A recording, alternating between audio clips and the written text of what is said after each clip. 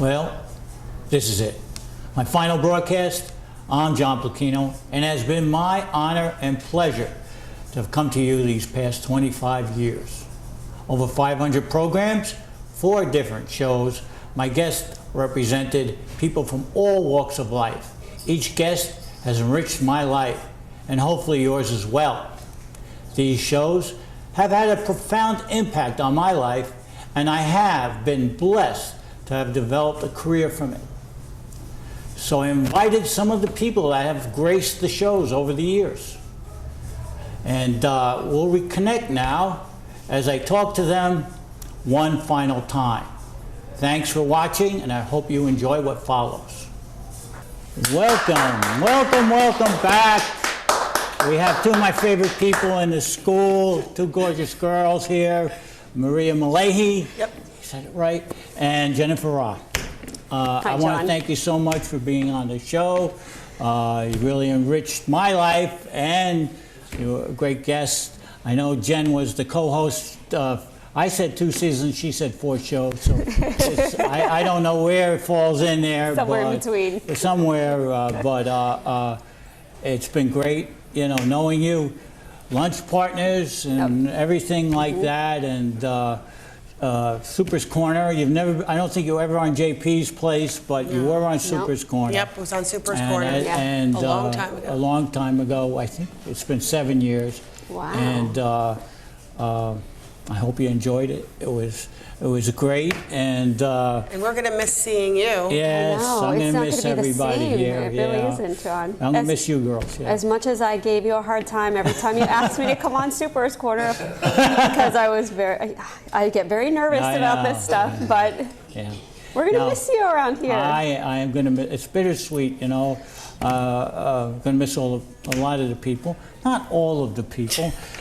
At least we're on the list. At least we're on the list of who you're going to miss. That's all that matters You're on the to top us. of the list of, And he has to of say the that 'cause people we're that here, I'm but- going to Yeah. miss. Did you say that to everybody? No, I didn't. Okay, have I just missed making the sure. No, I have not. No. Okay. I have not said that. I think you told off a couple of people. Yes, I told them. No. Yes, So who are going to be your lunch dates when you're retired? My wife in Slickerville, New Jersey. My wife wants to move to Slickerville, New Jersey. Slickerville. Watch the grass Never heard of grow, and Sounds exciting. How exciting! But we're in a tug of war because I want to stay where there's actually people that you can talk to instead of That's cows and you know. Other John things. wants to move into Manhattan, and his wife Manhattan, wants to live in Yeah. Midwest Missouri. Okay. You used to live in Is that Missouri? I know. Did you? No. Oh, no, I don't want. I was using that as an example. Oh, okay, yes. We want to stay a little urban and socialize, and, you know, cows are nice, but anyway, but You're going to come back to visit? Yeah, I'm you'll going to have to come back to visit. I'm on the advisory board of okay. WHIT There you Radio, go. which Very Mr. good. DePiro is going to take over and take it to new heights, and you know, we're just gonna leave it in good hands. Really, good. It's gonna be good. But you know, I'm gonna miss you. We'll miss you Enjoy too. I'm you. so glad that I'm a part of your goodbye show. Oh, I felt bad because yesterday I kept on seeing you pop in. Yeah. But we Well, really you're a popular were, guy. we A lot were of people booked. wanted to be on the show. Well, I'm glad they came. Yeah. Mr. DePiro really sent those emails out, and we Strong-heart, got some them of them, going. but, And Jen, now with Jen, her last name Jen Ra, always sounds like a cheer to me, but it's a great name. You know, let's go team. But no, she's the school psychologist. Wonderful to have known you. Thank you, Hope I John. see You you too. soon. Definitely. Bye, and thank you very much for being on Super's Corner. Good luck to John Pluchino. Thank you. Good luck. Okay.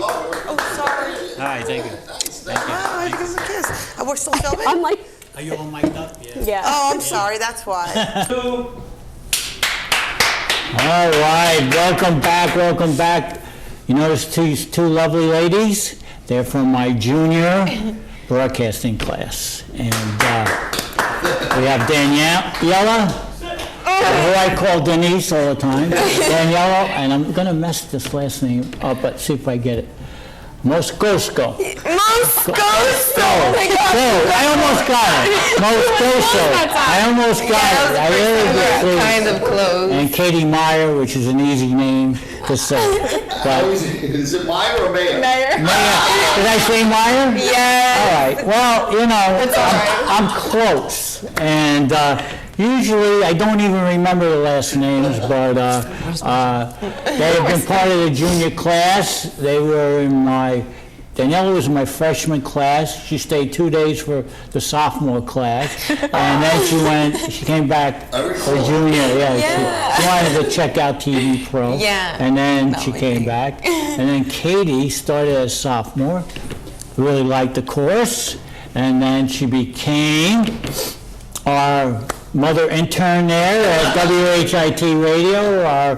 She's done a lot of great stuff for us, tagging shows, making sure the shows go out, working with Mr. DePiro, and just giving us a lot of help and picking up our spirits every day. So, and she was here all day yesterday when we had the countdown show. Where was Daniela? Danielle said she was going to stop by. I did stop by, but the door was closed.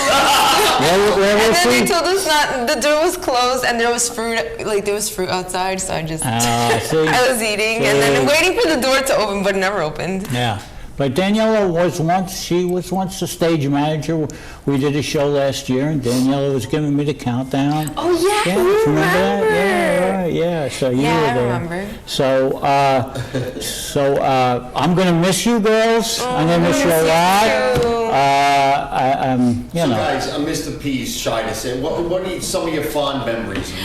Okay, so everything was Be fun. honest, though. Don't be always a great guy. Yeah. I feel What would you really like think? the funnest moments were when we got you mad. Because the way you would get mad was so funny. So, I mean, I feel like that was the best time I had. All right. And I have gotten mad in class occasionally. No, but yeah. Or like when you found me eating an orange in Yeah, class. well, in the beginning of the year, not only oranges, but we had avocado, we had a couple of grapes, and we Mangoes. had, mangoes, don't forget the mangoes. Yeah, it was She had it all out there, you know, and eating healthy, but, you know, about 20 minutes into class, you know, we still weren't started with what we were doing because we started having a lunch period in there, but Maybe you should give us your fondest memory of them, John. we'll let Katie say something, and then I'll give you. Fondest memory. I don't know. I have so many. I really appreciate you as a teacher because I never thought I would be into this kind of thing, and you really helped to get me out of my shell, and and you've like taught me like the format, and it helped me to become more comfortable with this, and just in my. I've seen your development, and you've grown, and you were a really big part of it. Well, it's been my pleasure. I'm sure Mr. DePiro's pleasure, and Daniela is like is like a hurricane, you know. That's what's great about it. Yeah, that's you know, there's 8 million things going around, you know, and but I always say Daniela has a big heart. She helps out in various social organizations, right? Yeah. The homeless. She donated blood today. What? I donated You did what? I donated blood. They put a Gave bow blood on to- it because I am a trooper. My blood was going so slow. It took like an hour to get it out. So they were like, here you go, you deserve a bow. So I was like, yes, I do. Start squeezing your arm. Yeah, I had to squeeze it. Like, you know how you're normally supposed to just squeeze? She was holding on to this and making me squeeze because it wouldn't come out. Was it painful?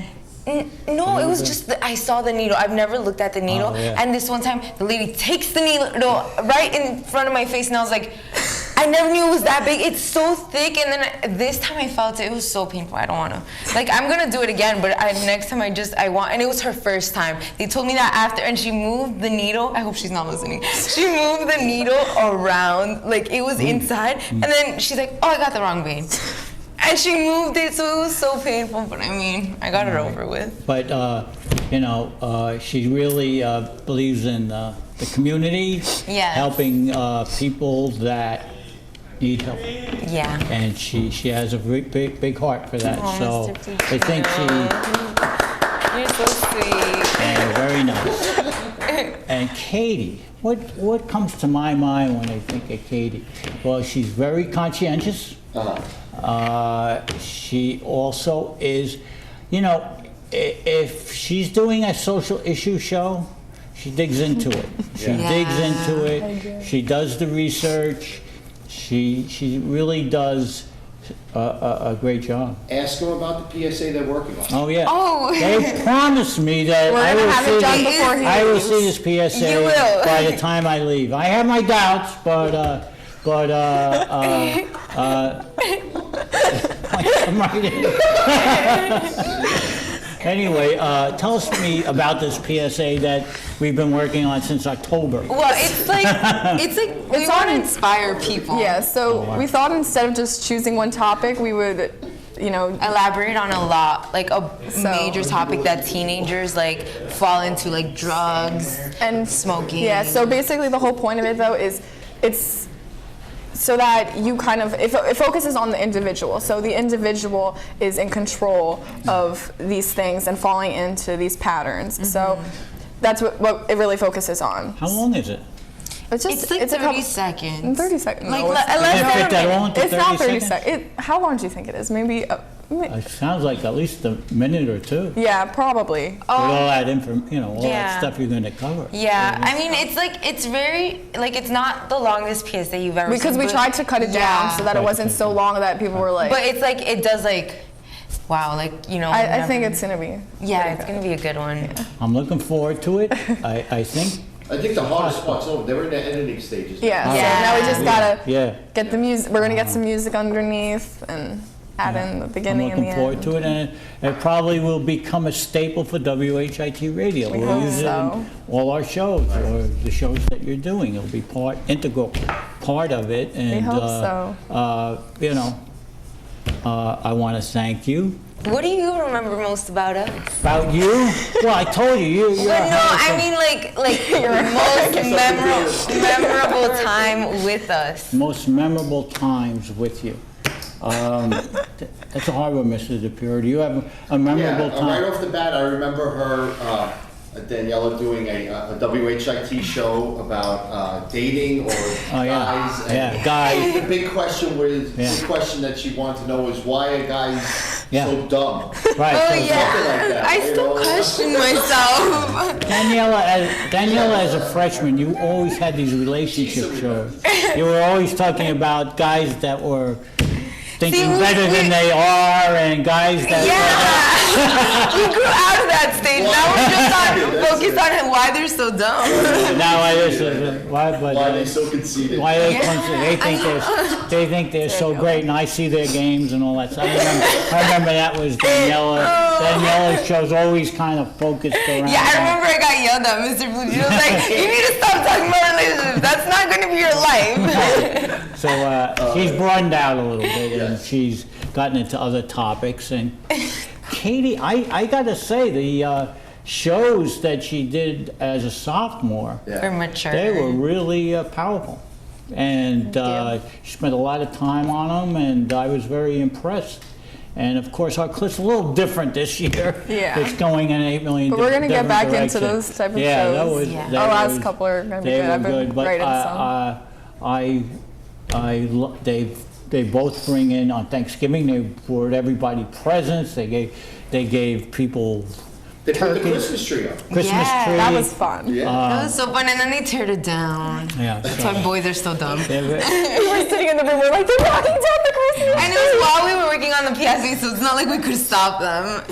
So they're very giving individuals, and which I like. They just don't, you're just not insular, they call it. You reach out, and Yeah. you think about more than just you. You think about the other people. So to me, that's what, I think it's a great attribute, and I think it's a great quality to have, and you both have it.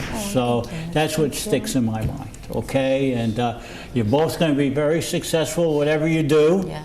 I hope you remain close friends even after you graduate, and keep in touch. I see a lot of people are really close in high school, and then they graduate, they don't, they disappear. So keep in touch. Do you still keep in touch with your friends from I high school? do. I do. Even from high school and grammar school, I keep in touch with them. So. You have no excuse. It's important. And as we know, Mr. DePiero was a former student of mine. That's so cool. Now you guys are like working together. Working together. Well, we're. Once a Blue Jay, as Mr. Pilati said, always a Blue Jay. So that was the animal or the mascot of St. Joe's. And I don't know what else to say, but it's been really nice having you both. It's been really nice having you, Mr. DePiero. Seriously, you're like a different type of teacher. You're not like. Pluchino. You said Mr. DePiero. I was Mr. Pluchino. I don't know why I confused Sometimes you guys. call him Mr. Pluchino too. Just like you call me Denise.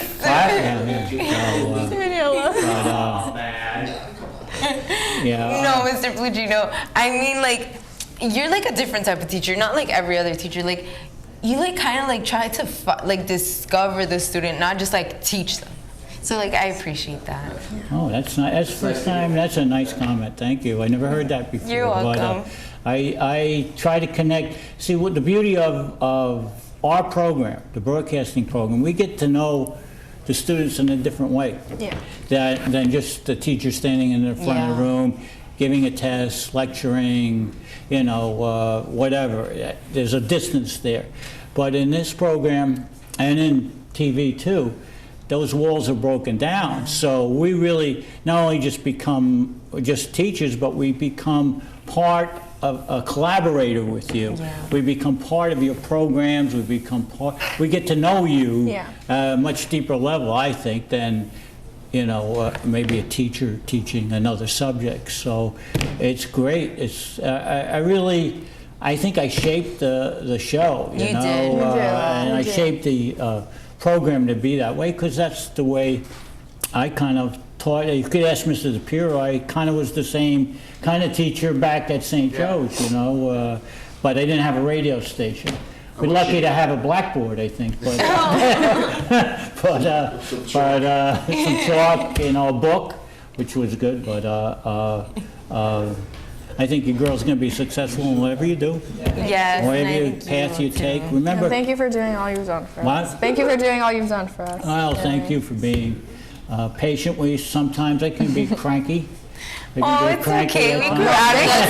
Thank you for being patient with our class. Get a little cranky as I get older and older, and I tend once in a while to raise my voice, but I think the students enjoy that. So so I try not to do that too much. But thanks once again. But are you excited, Mr. Pluchino? I'm excited because I need to have a new chapter in my life, but I'm sad because of all the relationships, and you two are. No, we'll stay strong. Okay. We'll keep in contact. Keep in contact, and thank you very much. Thank you. Thank you, Mr. Pluchino. Welcome back to JP's Place, Super's Corner, and right next to me is my buddy here and former student, Chris DePiero. Twice over. I had the privilege of having him in St. Joe's, first class I had here at HCST, and now we've been working together for the last couple of years here at WHIT Radio and the broadcasting. He will be the new WHIT radio manager come in a couple of weeks. Big shoes to fill, John. Big shoes. Yeah, but he's really going to take the station to new heights. He's already renovated it to quite an extent. We've got some new equipment in there. Hopefully the cameras will come in this decade, and we'll be operational. But Chris and I, back in St. Joe's, there was a connection. We kind of kept in touch on and off during the next 20 years or so. Chris worked for NBC for 13 years. Yeah. And he started with us about 3 years ago. Yep. And but one of the things we're going to touch on today is his movie.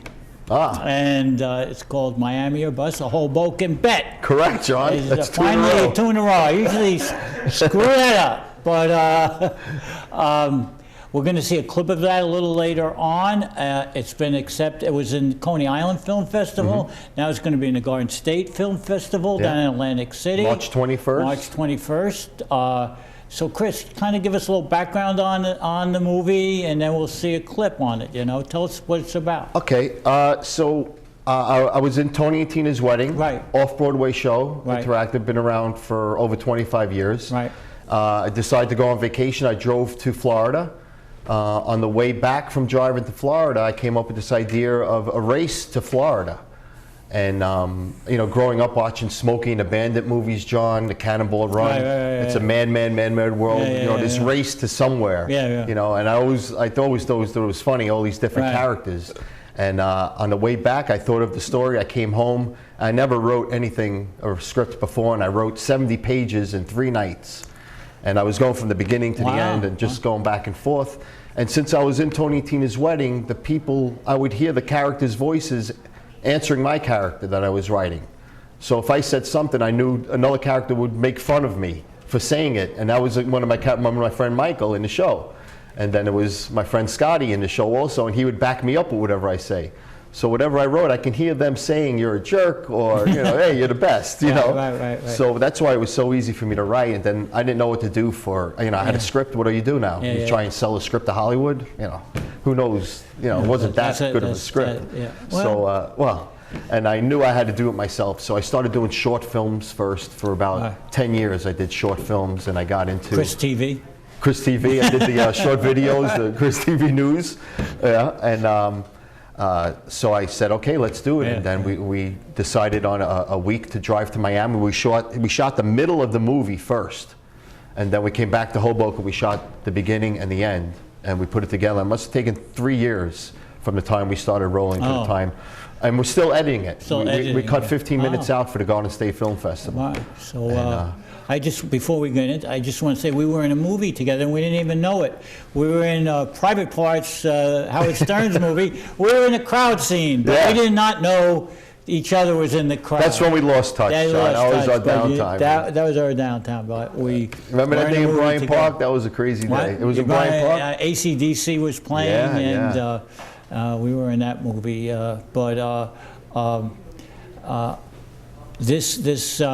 Also, I forgot to mention that Chris is an actor. He's been in Tony Tina's Wedding for the last, 20 years or so? Yeah, I got in when I was 29. Yeah, so 20 years. Yeah. And I went he invited me last May, I believe. Yeah. One of the last shows. You came down with your beautiful wife? She enjoyed it, and that's, good. Yeah, good time. Good time, and crazy, right, John? It's crazy, but enjoyable. And then we went to Guy Fieri's and had some pasta and stuff like that. Yeah. But if they ever resurrect it again, it's a really nice evening out, I think. But, there's productions running around the country. There's production. And I'm sure it's going to come up in New York eventually, or Jersey, who knows? They'll find an outlet for it or some way to put it.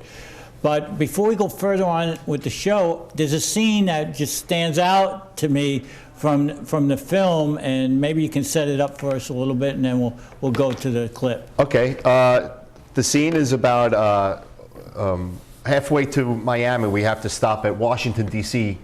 and prove that we were standing in front of the Washington Monument. So the RV pulls up, we run out of there, we want to get there as quick as we can, take a picture of us standing in front of the monument and get back going. And then one of the characters, he trips me and I get mad at him. I start chasing him around the whole Monument Park. Yeah. from the Lincoln Memorial to the Washington Monument, and then they have the reflecting pool there. And I guess I should just show you what happens by the reflecting pool. All right, well, So, enjoy this clip. When we come back, we'll talk a little bit more about the movie and a few other things, and watch and enjoy. And we're out, and we're going to go right back in, guys. Okay? So I just jumped in, John. Yeah, Water. I'll just reintroduce. Keep rolling. Count this down. 5, 4, 3.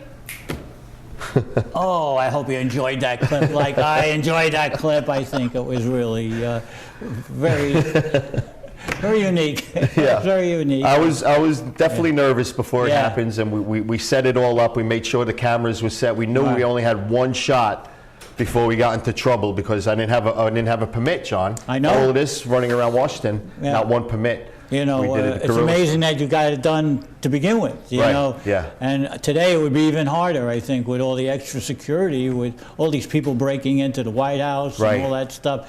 It probably would be more, Yeah.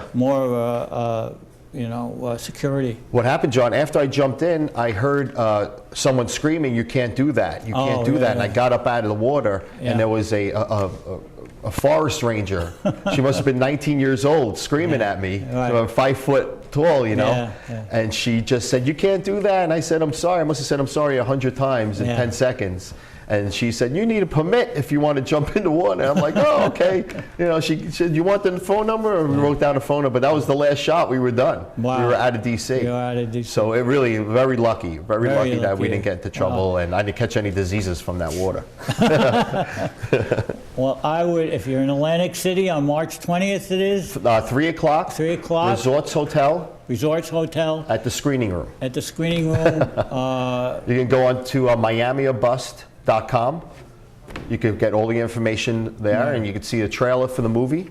Hoboken Bet. Yeah. Hoboken. I almost was in the film, but it was a role that I was uncomfortable with. Yeah. We'll get to the next one, Maybe the John. next one, but Yeah. But before I leave, John, I just yeah. want to say thank you you're welcome. for teaching me in high school. Thank you for teaching me at Hudson Technical here. Thank you for mentoring me at WHIT Radio. Thank you for being my friend All right, yeah. for a lot of years, John. I'm thinking over 30 years we've Yeah, known each yeah, other. yeah. And you know what? been great working with I'm you. so fortunate that it happened Wow. this way. That I Yeah. I take over the reins Yeah, from you. perfect. And Couldn't write it better. what you built here at High Tech High School is probably unprecedented, John. Yeah, You yeah. know, I don't think any high school around Has has this, not what that you I know. created Yeah, and what so- you brought here, and which hopefully I can carry on for many I'm years. sure you will. I love you very much, Yeah, I John. love you too. All right, buddy. All right. All the best, and I'm sure this program is going to take off, and WHIT Radio is going to reach new heights. And if it ever gets to the new school, make sure they have a place for it. There will definitely be. They have a place for it. So good luck with the film. Thank you. I'm sure it's going to be a success. That's Miami Bus, Hoboken Bet. Yes. Yeah, All right. Atlantic City, the 20th of March. Thanks, Chris. Thank you, Once John. again, Take thank you. care, buddy. Bye-bye. All right. Okay. No clapping? Welcome back. Final show, JP's Plays, Super's Corner. We have the crew from Wake Up High Tech, from WHIT, the morning show, our flagship morning show. Welcome to the show. And I'm going to introduce their names, and I'm going to get it wrong, but no, hopefully. Sam Subloff. Sobolov, yeah. All right. Richie DeCal. Mohammed Awala. Awadal. Almost. Close, good. Almost You almost close. had it. All right. These guys had on and off for about 3 or 4 years, and they were. Do you guys take it as freshmen? Yes. Took it Yeah. freshman. They took it I took a freshman. freshman, sophomore year. Freshman, sophomore year. We didn't take the class junior year, but we still had a radio show, Right. and we're back senior year. Right. You might have seen some of their sport shows. A lot of yelling, arguing. More competitive. You know, one of the people here, I won't say who it is. They say he's stubborn. He doesn't want. Sam. He doesn't want to change his Definitely opinion Sam. on anything. Definitely Sam. I'm not saying who it is, Definitely Sam. but That sounds more it's been entertaining. It's been informative, and it's a I've enjoyed it throughout the years. It wouldn't be without. It wouldn't be what it is without you. Oh, Mr. P. thank you. Absolutely. Once in a while I try to get in there. Once in a while they let me get in there, but you know. Usually Sam stops it. Sam's When have I ever stopped? You know, When have I Sam ever starts to get stopped? stubborn and starts yelling. You know, we've talked. It's just not a sports show anymore. We talk about issues about the world, current events. So it's broadened out quite a bit since like freshman or sophomore year. And just kind of tell me what you like about the show, what you liked about being with WHIT, broadcasting. Just give me your. You guys want me to go first? What I like the most is that we started off just doing sports, Yeah. and Yeah. you know we were really close-minded, and I think now evolved. senior year we evolved. We talk about issues. We honestly we don't talk about sports that much anymore. Yeah. Even though We we don't. really talk about sports amongst ourselves and on the show. We I talk about think- issues. We talk about I think we talked about sports for the first time yesterday in probably about a week or two. Yeah. which is a lot for us. Right, right. We A long time. These guys are really broadened out. They tackle all kinds of subjects now, and it's a nice progression, and it's gratifying to me. I'm sure Mr. DePiero also that you guys have grown so much. You know what you really taught us that I feel like we have to talk about right here is freshman year when we all started, we were shy, we barely spoke on the radio, but now you showed us how to speak our minds, talk Yeah. about anything we want to talk about, and I really appreciate it. Yeah, well, I appreciate your shows, and actually you've been really great students. You've listened to a lot of my boring lectures. You've taken notes on things you probably say, why am I taking these notes? What possible reason do I need to know whether this country still exists or whatever I'm talking about? Or I think I was talking about Godzilla the other day, and I was, Mr. DePiero, we had Godzilla up. So, who knows? didn't we start? Yeah, didn't we start talking about Godzilla from we were doing influential people? We had Right, somehow we got from Walt Walt Disney. Disney to Godzilla, Godzilla. and then we played Godzilla versus King Kong, the fight scene. That was priceless. Yeah, our talks, our discussions sometimes in class go off on tangents, but that's broadcasting. That's communication. You always don't. How many times? And you guys have done a lot of shows. You think you're going to be talking about this, and you wind up talking about this. Happens all the time. Go It happens all the time. Yeah. Yeah. Especially with Sam and his little rants. But we're missing Crazy Carlos, who's our announcer. Our producer, and announcer. And And he's also on the show. He's also on the show too. He contributes. he contributes. And we also have a girls' show that's very informative. They talk about their boyfriends and everything. Wake Up High Tech is We got more the dominant. show on lock. Right. We wouldn't- But it's Best show. good. It's interesting. I think, Yeah. Girls' room, right? It's Girl talk. and it's very interesting. But I believe, I think this is true. I heard Wake Up High Tech surpassed Meyerville as the greatest. That's not much I don't know how that's gonna. That's not much There's controversy there, but I don't know how much Meyerville will. When Mr. Meyer, we get him on. I don't know if that's gonna wash with him or come down with him, but there's controversy surrounding the numbers there, but we don't know yet. But so guys, tell us quickly. What's your future plans? Do you want to stay in broadcasting? Want to stay in communications? Do you think? I know Sam's talking about going to Syracuse and maybe being a sports announcer, but I don't know. That's if I get in. I don't think I will, but Keep your hopes I don't know. It's definitely like a possibility, but I just really don't know what I want to do All right. in the future right now. All right. There's a lot of people in their 20s and 30s just don't know what they want to do. Yeah. You'll find your way, Yeah, we're all like that, but I could see Sam in the future. Yeah. Broadcaster or something. Being a sports, or Especially, broadcaster. you yeah. say- Very hard-headed, so Yeah. You could sit see next to Kevin Harlan or somebody. All right. I'll see Sam. never agreeing, always fighting. Here's your Wake Up High Tech. And so what are you gonna do? I want to do computer science. Computer at Rutgers University, yeah. So. And maybe you'll have a computer science program. Well, yeah, I'm gonna, I have that ability to work with people hard-headed, like Sam Sobolov, and people who don't know their info, like Muhammad Al-Dawah. So, Well, guys, you know, Mo, what about you? I want to either go to Boston or somewhere in Philly and do physical therapy. Okay. And when they're old, I'll be laughing at them because He's actually going to Rutgers, but he doesn't know that yet. One last question, and we I'll go have some other guests. Yeah. We have another important guest out there we'd like to talk to. But how is this course different? What have you learned? And the collaboration, has it united you, has brought you closer? Are you going to ever forget doing these courses? What's your take on the program? I mean, the biggest thing I took from this class is like I've learned to speak my mind and to like express yourself. Yeah, express like in my own opinion, and like, you know, an opinion matters because, you know, just that's really what I've gotten from it, especially, you know, working with these two. This is kind of like something Mr. Meyer told us before. Again, with Broadcasting TV Pro, there really isn't a written book or a right answer in, you know, the way we do things. But Yeah. we look at our shows, and if we're satisfied with what we've done, then that's how you know we've done a good job. And that's, you know, this class is just, I wouldn't trade any of the experiences I had here for anything in the world, honestly. It's a lot more rewarding than just a class where you have to take notes and Yeah. just, you know, you even learn when a lot they more. make it to Yeah. But We know, we ready. where's your notebook? Open your jot the notebook. notes. Those notes are We jot different. notes, Mr. B. Where's your notebook, Sam? We always You take know? notes. I always have my Yeah, notebook. all right, I all right. always- So where's your homework, Sam? I handed my. All right. All right. Okay. And Sam, what have you taken from? I've just taken that I'm more likely, I guess, more willing to speak my mind and say what I feel, I guess, and it really has also allowed me to, you know, speak to people with, you know, who are very ignorant. Yeah, Rich. Very ignorant? Yeah, very Well, I mean, how it's hard to be ignorant when you know you just don't accept any other ideas.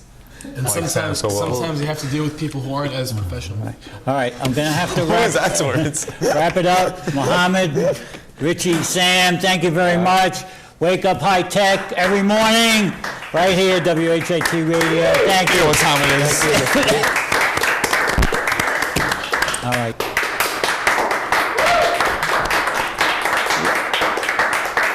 Welcome back. It's JP's Place, Super's Corner, and Natasha Komos. You may recognize her from way back when she was a teen in JP's Place Teen Forum.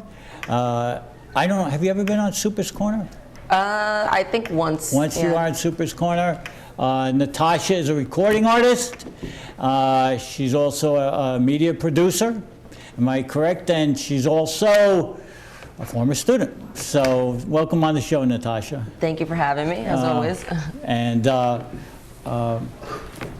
she has her own website. I do, yeah. It's And- currently down, but we're fixing it. We're redoing a couple things. So. Okay. And mainly, I think you. Oh, I've got to show this. Can you get this? This is back maybe 10, 12 years ago. This is Teen It's more than Forum. 10 years. Like more than more like 12, 13 years, right? I think it was 2002, and there she is on the My Left, Your Right. And thank you. That's so. I want to thank you for all the collaboration that we've done together, all the shows. You're part of WHIT Radio, Teen Forum, and I really appreciate you coming by today. And so tell us, let's touch base. Tell us what you've been up to and what you're going to, any projects you're working on or stuff like that. Yeah, I've taken a break for a little bit when we were producing that Teen Forum show. Right. So, you know, we did that and kind of took a break.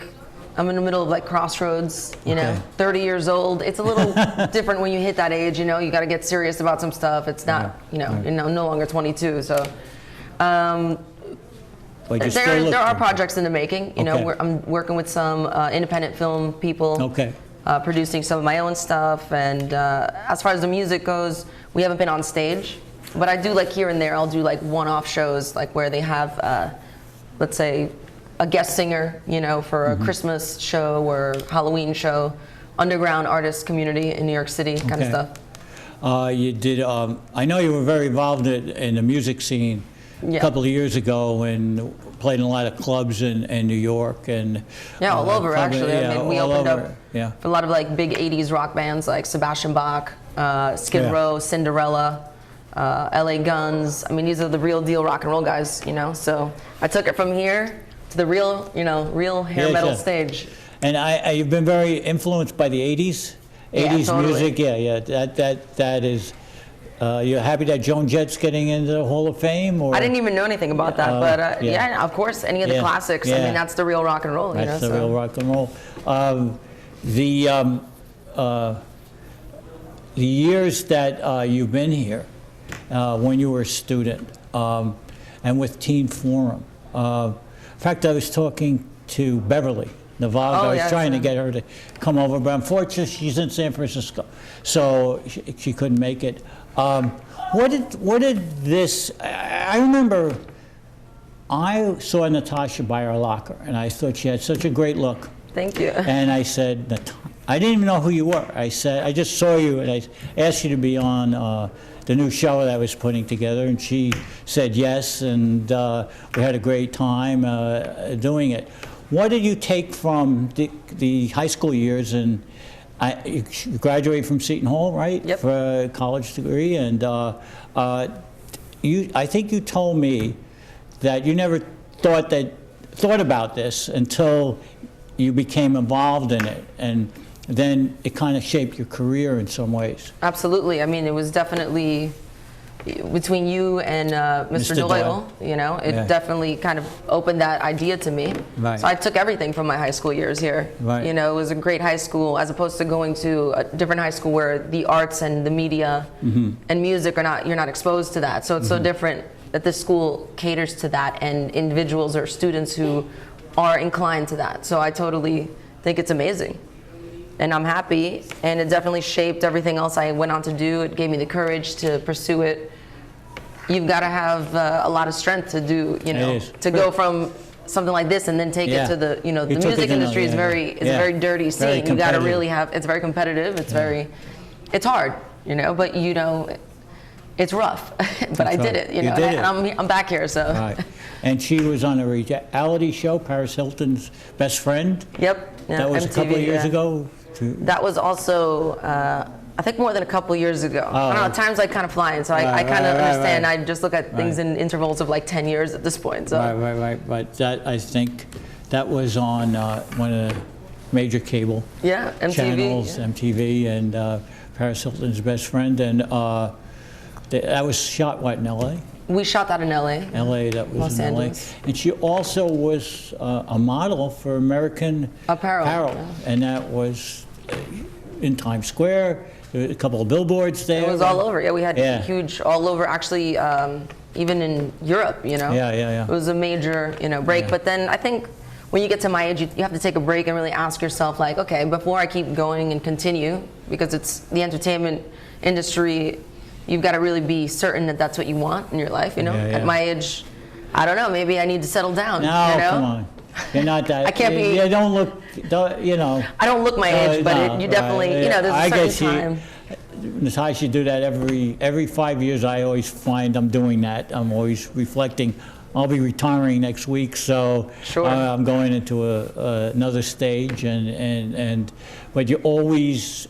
I don't know if it's a particular time period, but once in a while you just step back and say, is this where I want to be? Is this where How long does I it wanna last? go? Because it's been going on for like 2 years. Can Yeah. you shed some light on this? Oh, the retirement? No, I'm saying when you hit that stage in life, you know, it does Yeah. take like about 2 years where you're like, Yeah, whoa, yeah. you've got to replan. You know, the last time I did this was probably 8 years ago, 9 So- years ago. so- I sat down and I said, okay, this is what I want to achieve. Right. You know, I want to put this band together. I Right. want to open up for, you know, huge artists, you know, and cater to that special industry. Right. Because it wasn't just mainstream. It was Yeah. it was something underground. Right, You know? right. But yeah, it's like I've had to sit back and kind of replan things.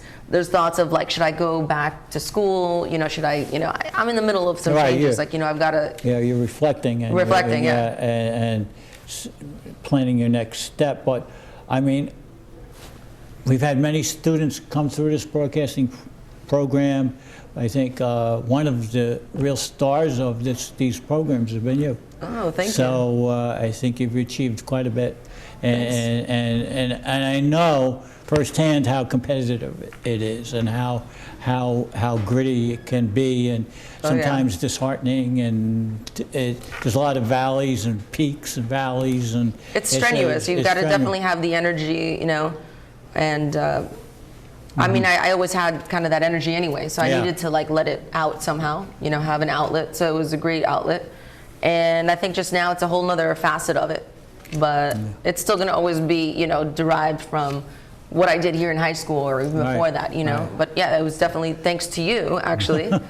And you took what I gave you a little platform and you bounced off of it. That's, you did that's amazing. Great. Artist to artist, you know. You can inspire other people. And Natasha was also an intern for WHIT Radio one summer. You did internships. We used to run the station during the summer at one time. We haven't done that in many years, but I remember maybe it was your senior year you did that. I did junior and senior year. I think I did it 2 summers, yeah. Junior and senior year. So, you know, I want to thank you quite a bit.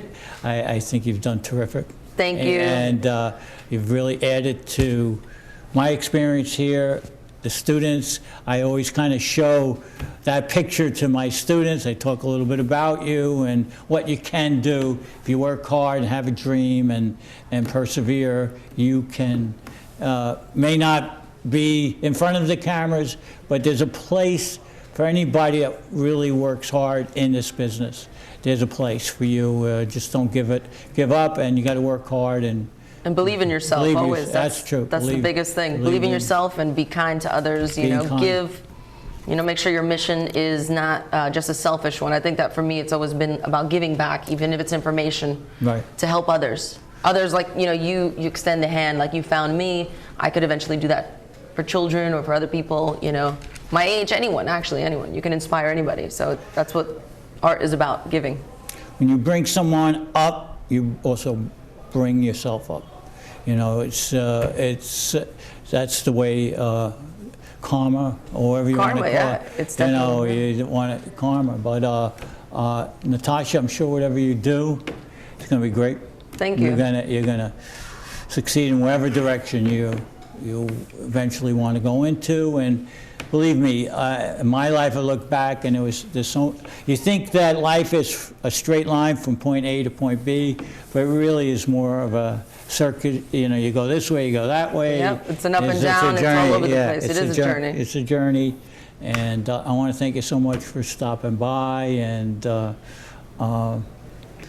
and just enriching my life and enriching HCST. Oh, thank you guys. I feel the same way about everyone here. Thank you. And nothing but kindness.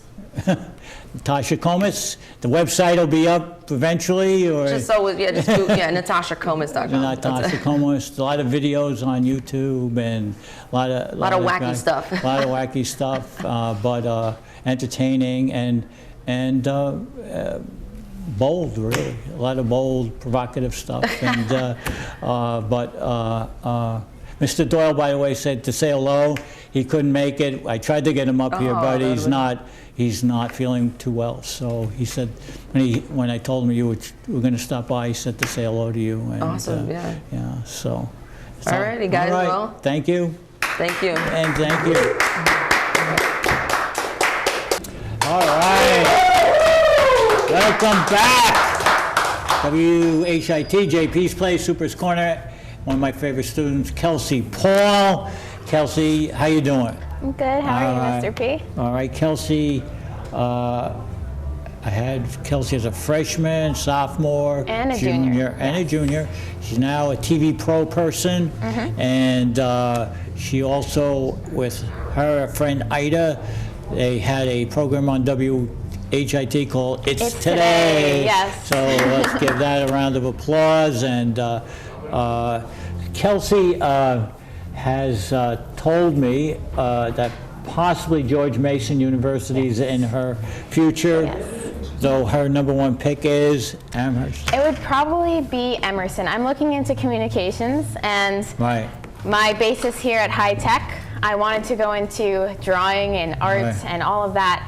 And I really found a strong interest in the communications because of your class, because of broadcasting. And after I found a love for broadcasting, I wanted to take it to the next level. I joined TV Pro, and with the combination of the two, I feel like I could go in front or behind the camera. Right. Well, you definitely will get a well-rounded education with our media department.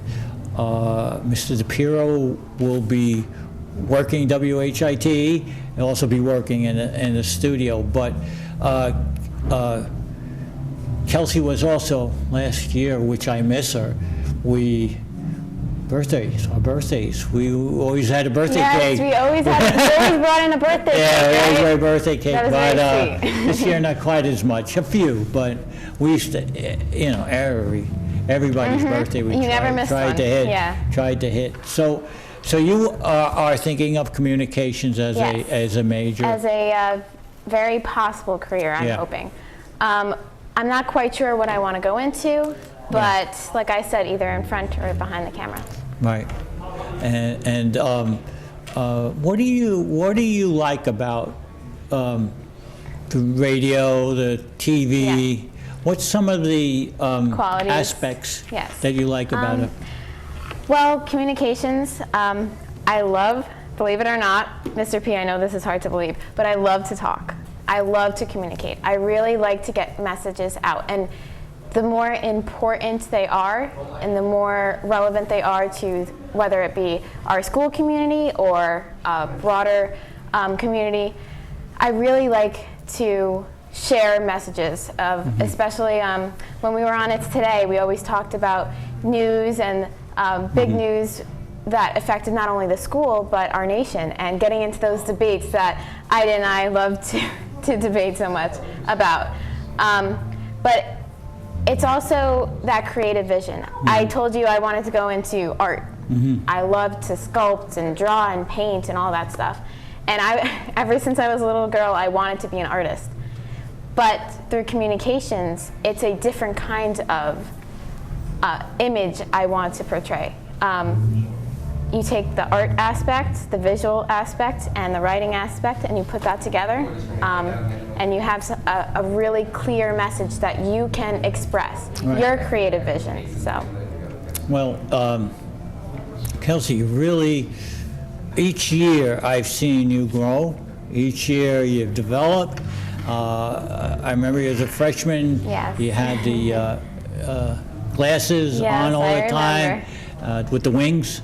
Yes. And very shy. Yes. And each year I've seen you kind of, like a caterpillar to a butterfly. evolve. Yeah. Evolve. And I think that's important. Yeah. That from freshman to senior year, especially with broadcasting, it Right. helped me break out of my shell. Right. I'm almost there. I'm almost there to a full butterfly, but I'm still working on it. And I think everyone at this age is still working on that. You never know what you're truly going to become, but you have great teachers like yourself, and with their help, with your parents' help and all that, you can become anything you want to be. And that's what high tech has taught me. That's what you've taught me. Well, we're always a work in progress. No matter where you are, even Yes. at my age, you're still a work in progress. You're always learning, you're always trying to refine, or you're trying to grow, or you're trying to broaden. And, I just think, seeing you over the last 4 years has been really gratifying to me because I've seen you blossom. So, Yes. When you see something that you want to change and you believe in yourself, you can get anything done. Right. And that's really the attitude you need to have. believe in yourself, and that's some of the guests that have been on before seems to be a reoccurring theme. Believe in yourself. Miss Kay said it before, right? Believe in yourself. right. That's what you have to do. Be kind to others, believe in yourself, and Yeah. that's the only thing you need in Yeah. life. And that's through your life, from school to career to beyond after you retire. Yeah. Like, you just have to always believe in yourself. Believe in yourself. Have a dream. Have a couple of Yes. dreams. Have some vision where you want to go. Don't get too upset if you don't get there immediately. Most people think it's point A to point B in life. but it really is very circuitous, the route. Some divergence here and there. It's not always a straight line. If you keep an idea about where you want to go, you'll get there. Effort, vision, and just patience with yourself. A lot of times we become impatient with ourselves for things that really take time to develop, and doesn't come overnight. No, But it takes a lot of hard work, and you know that. Yeah. You've worked I've your worked whole in the entire field, life. yeah. So it takes effort, but it takes a lot, and don't be afraid to help somebody else up as you're going up. Take somebody else up. Yes. Okay, Kelsey, I want to thank you very Thank you, much Mr. P. for being in the class and helping us out in so many different ways. Good And luck. I just want to say thank you to you. You've really taught us as students, and we're very grateful for everything that you have done for us. And in closing, I really just want to wish you the best retirement All that right. you can have. Thank you. And good luck in the future to whatever you're going to All do. right. Thank you, Kelsey. Look at that, a cake, Mr. P, a cake.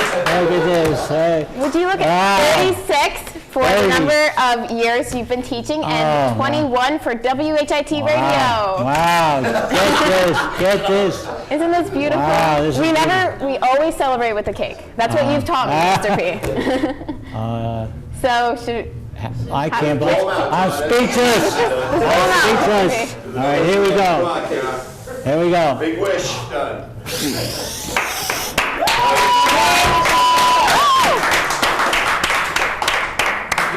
Thank you, Kelsey. See if I hear a shot of that? Yeah. Hold on. We're gonna go cut it. Hold on. We're gonna get a shot of the cake. Hold on. 3621. And look at the electrical tape holding together the number 2. Don't forget that electrical tape. Very resourceful, Mr. DePiro. Yeah. Beautiful. Thank you, Thank you, Kelsey. Mr. P. Thank you. Good luck. Good luck with you. Don't go anywhere, Tom. Thank you. Bye-bye.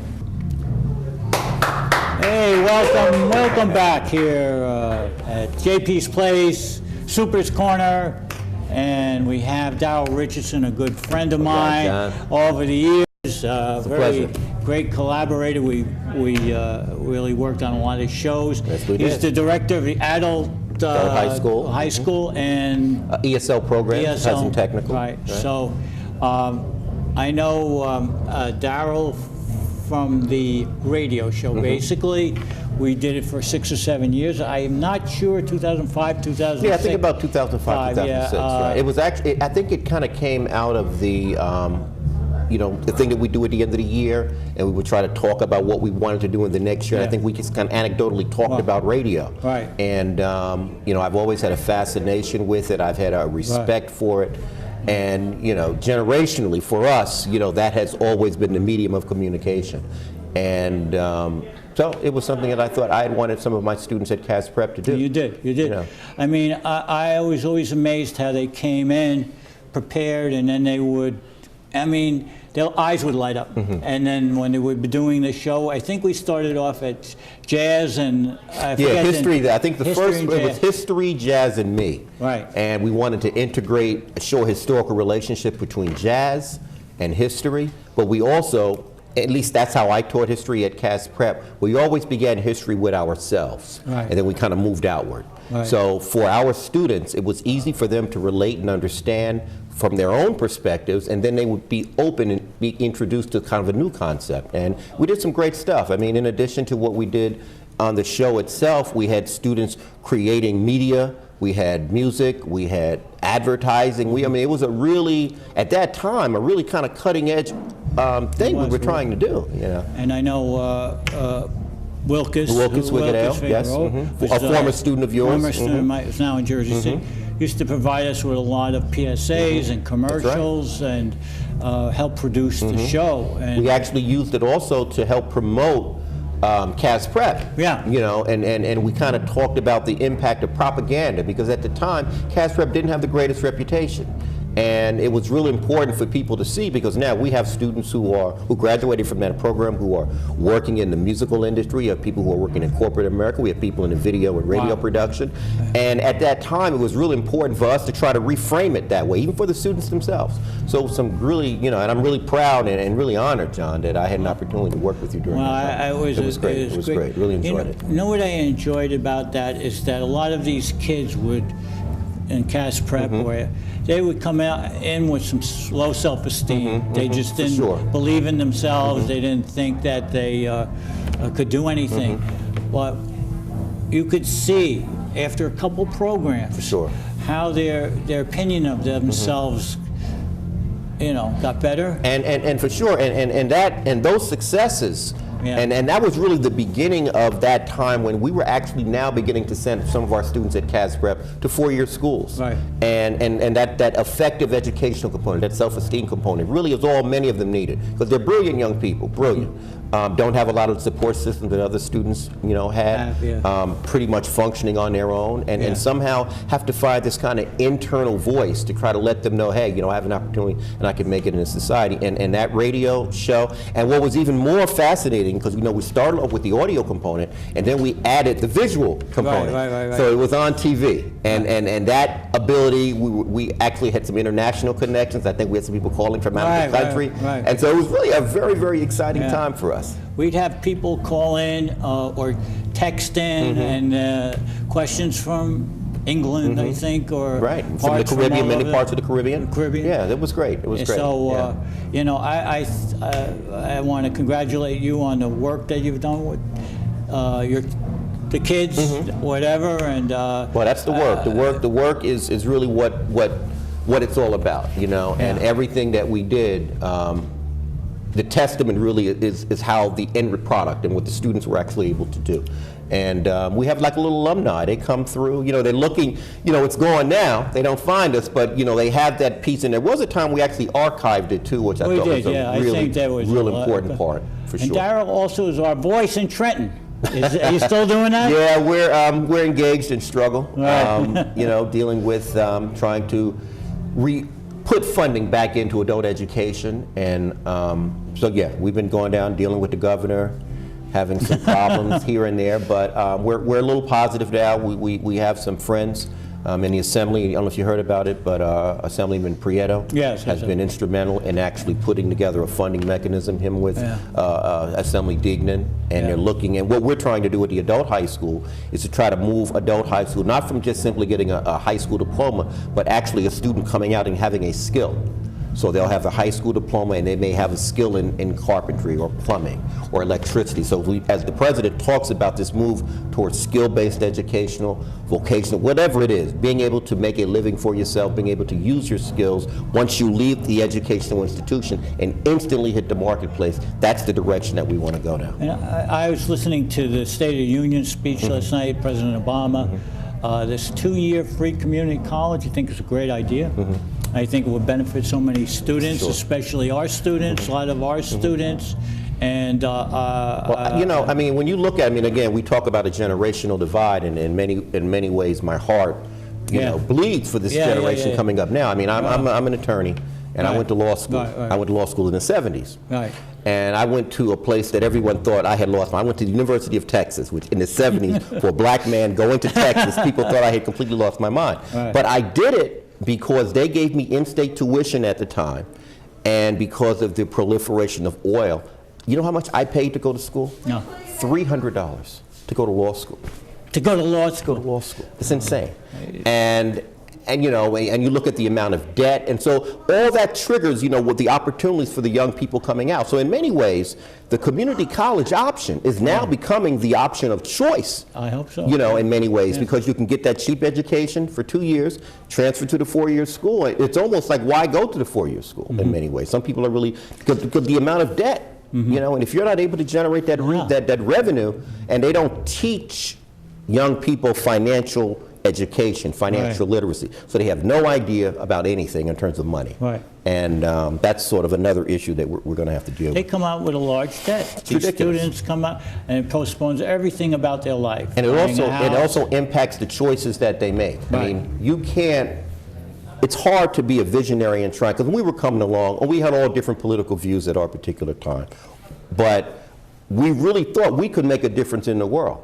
I mean, there was a real belief at 17, 18, 19, 20 years old that we could make a difference on the planet. Yeah. But now you come out of college, $80,000, $90,000 in debt. Where you going? You know, you don't even have the opportunity No. to think or dream or talk about making the world a better place. They almost make you a slave economically. I mean, it's really You criminal gotta get what's a job happening. that pays well, it's terrible. and you might so, not- you know, being able to make a living, and that's what my advice to every young person. Whatever school you go to, come out with a license. At minimum, they should have a real estate license. They're 18, get a real estate license. You like to do hair?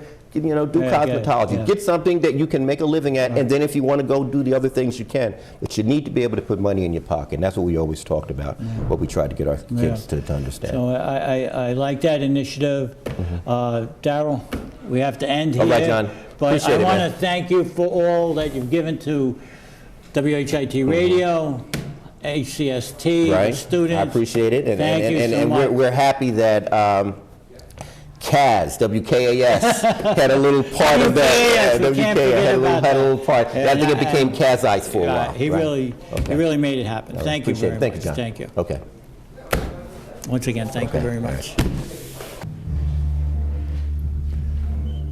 Oh, Mr. hey, John. Rob Meyer. What's going on? Look at him. He just there's a whole TV showed up out of studio nowhere. here. I don't. Holy and he's cow. eating cake. Yeah, have a piece of cake. Thank you John. for a piece of What's cake. going on? What's the occasion? Just sitting here relaxing? Yeah, I got homesick and I wanted to be part of the studio again. But since you're here, we Right. might as well, talk. Let's discuss. talk a little bit. Rob Meyer, host of Meyerville, most successful Yeah. show on WHIT Radio. Our broadcasting instructor here at Hudson County Schools of Technology. Yeah, thank you. And what we call the ultimate Renaissance man. Whoa. There he is. Ultimate Renaissance man. Because they didn't have razors in the Renaissance. That's what you're getting at. No. But John, people hate my beard. Why is that? I don't. You like it. I like your beard. I'll tell you one thing too. What camera am I looking at here? This guy? You're I'll looking tell at- you. I'll tell you one thing. Go back and look at the yearbooks, John. When I started work. Make it a little louder, won't you? Word. Yeah. When I started working here 10 years ago. Right. Half of your career here, by the way. Half of my career. You got Almost 21 years here. This is my 10th year. Right. So you spent almost. That seems 41 crazy. years here. 21. 20, Right? 25, 26. No. Is it 26? 26? What was the 21 for on the 21 years of WHT. WHIT radio? We only have that for 21 years. But John, I got to say something serious about you. when I came here, we had electricity, parts, plumbing, masonry, right? A lot of what you call the dirty trades. And then, of course, the computer age came in here, and then, before I knew it, Mr. DePiro was taking the course, and everything changed. That must have after been something else having him Yeah. in the class. Well, it was. He was just, brought all kinds of creativity. But you've been here how long? 10 years. 10 years. John, tell the world Yeah. your This is a good first good cake. This is good Your cake. first impression of me when we met. No hesitation. Don't think about it. Go. Interesting. Oh, I was about 600 pounds then too. Do you remember? You were heavy. I was big. You were a big guy. You were interesting. You had a very outgoing personality. And I made a big speech at my first meeting in the resource center. You remember that? No. Yeah. You did? Oh yeah, big time. What'd you talk about? Okay, I told everybody we're gonna and so we're gonna revolutionize this TV program, and that John's breaking every rule. let me know what you want to do, and we'll do anything you want to do. Right. And then John must have heard me, because he can't. Yeah, John must have heard me because he. It's that beard. I mean, that beard is, let's face it. Because he came How long right did in. it take and- you to grow that That beard? takes talent. How long? Really? To grow this beard. Yeah. I mean, it is a magnificent beard. I'll be Let me honest say with you. that. I'll be honest with you. growing up, I was never considered like Mr. DePiero handsome. I was never considered like Mr. Handsome. So it never even dawned upon me when this blanket started growing over my face to cover it. What a blessing. So as soon as You're a the little good-looking guy. Oh, I have no jawline. I got no chin. I got 4 of them now, but they're all piled on top of one another. You got nice features. Oh, thank you. Tune in. What hand? Why am I? John's hand. Why are we looking at John's hand? Tune in to me. Who's on camera 3? You. Oh. Tune in tomorrow. Right. We'll have an Right here, overflow Steve. show. Yeah. The overflow Tune show. in tomorrow. We got the overflow show. So many people couldn't show up today. There's a list. There's a list. Yeah. Katie Couric. Katie Couric will be here. Right. Look, who's who just walked out? Thank you so much. Come over here for a minute. Were you on the show today or no? Come on. Yes, he was. This guy, man, you got to be here for the end of all the students you had. Right. Right? Yes. And you get to see this man's flame extinguished. His flame will never extinguish. No. That's the answer I was It's like looking for. it's like the Eternal one- flame. Yeah, the eternal flame. Sam, I have Close to say, your eyes, give Mr. me Encyclopedia. your hand. Na, na, na. Can you feel my heart beating? I like Do it. you It sings. understand? Where's the guitar? Do you feel the same? Oh, good job. You like that? Yeah. Anyway, John, He's an encyclopedia of knowledge. I'm a psychopedia. Right. Tell the camera, John, Right. that we will see you tomorrow We will see you tomorrow for the overflow show. for the overflow show right here at Super's Corner, JP's Place / whatever. Right here. Barbara Walters. Just Barbara Walters will be here tomorrow. Not the Barbara Walters. No, the one who lives in Hoboken. Okay, thanks, guys. Hey, great job by the crew today, by the Right. way. Yeah. Really. Phenomenal. We had some of our old school guys come in when we needed to. It's like Mariano Rivera, you know what I mean? Always ready. I know it. Well, thank you. We'll see you on the overflow show. Thank you. Yeah. Hey, that reminds me of the time that. Are we out? No, We're still going. We're still rolling? it's up to you. Okay. No, I'm good. All right. Thank you, John. Thank you. John, when you finally do get old. And Hey, slick- Steve, are we still rolling in there? Oh, I'll use all of them. All right. When you're 99 years old In Slickerville. in Slickerville, New Jersey, and you're sitting there in the rocking chair, and you can't really drive anymore, and you have no more Am independence. I drooling from the mouth? A little bit of drool coming out of the mouth. What will the memories be? What will the memories of your life be? Oh, gosh. Trying to... Because that's the only thing you take with you, right? Your memories. Right. You can take those right in the grave. Right. What will they be? What are the things that stand out? Super's Corner, WHIT Radio. Yeah, being here, teaching, Hey, teacher. Working with you guys. working The with kids. the kids. Yeah. The kids. That's what, that's what you take. I don't have any children, so these are my children. All of So, them. You have a lot of kids. So, I have a lot of kids. But, Listen to me. You want to adopt me? I'm being serious. We're going into retirement, right? Your wife would probably like me. oh, she likes everything. I'll be like a defiant teenager. Can you imagine? This is a reality show. I'm going to move in with the Pluchinos. Really? Oh Uh-huh. my God. That would be. Reality show, Life with the Pluchinos. All right, John. We'll pick this up tomorrow, Chris. Okay. Okay. It's good. It's got a good theme to it. I think so too. Yes. Okay, very It's got good. some Now I life. got to go. It's 3 o'clock. All right. Leave Thank you. everything as it is. Hey, Chris, let's just charge your batteries and we outie. Kelsey, take your donuts. Let's charge batteries and we're outie 5,000. Yeah. Thank you. John, that was awesome. John, what a day, huh? Long day, but a very, very rewarding. Yeah. I enjoyed it. Thank you, guys. It was fun. It was fun. Welcome back. Super's Corner, JP's Place, and we have with us special guest, Shelley Witham, the earth science teacher here at HCST. And welcome to the show. I want to thank you for being on the show for a couple of times in the past. And Shelley started here, she's told me right after, or right before 9/11. Yeah, I started September 10th, 2001. Yep, Right. I was fresh out of grad school at Purdue and had moved out here yeah, I'm really happy to be here. Yeah. And Shelley is now, she tells me, going for a doctorate. I am. So, and it's been just a great experience, hasn't it? Or Oh yeah, it's lovely. Yeah. No, it really is. It's when I came here and I started teaching, I had my master's. Right. You know, my degrees are in geology and education, and Right. so after about 7 years, I decided I wanted to get back into being a student again. Also, I think it's really important to always be learning, and you know, it's a challenge. One of the most challenging things I've had to do, and hopefully it'll be done soon. I hope. Well, Yeah. what I remember, some highlights of collaborating with Shelley is your Earth Day.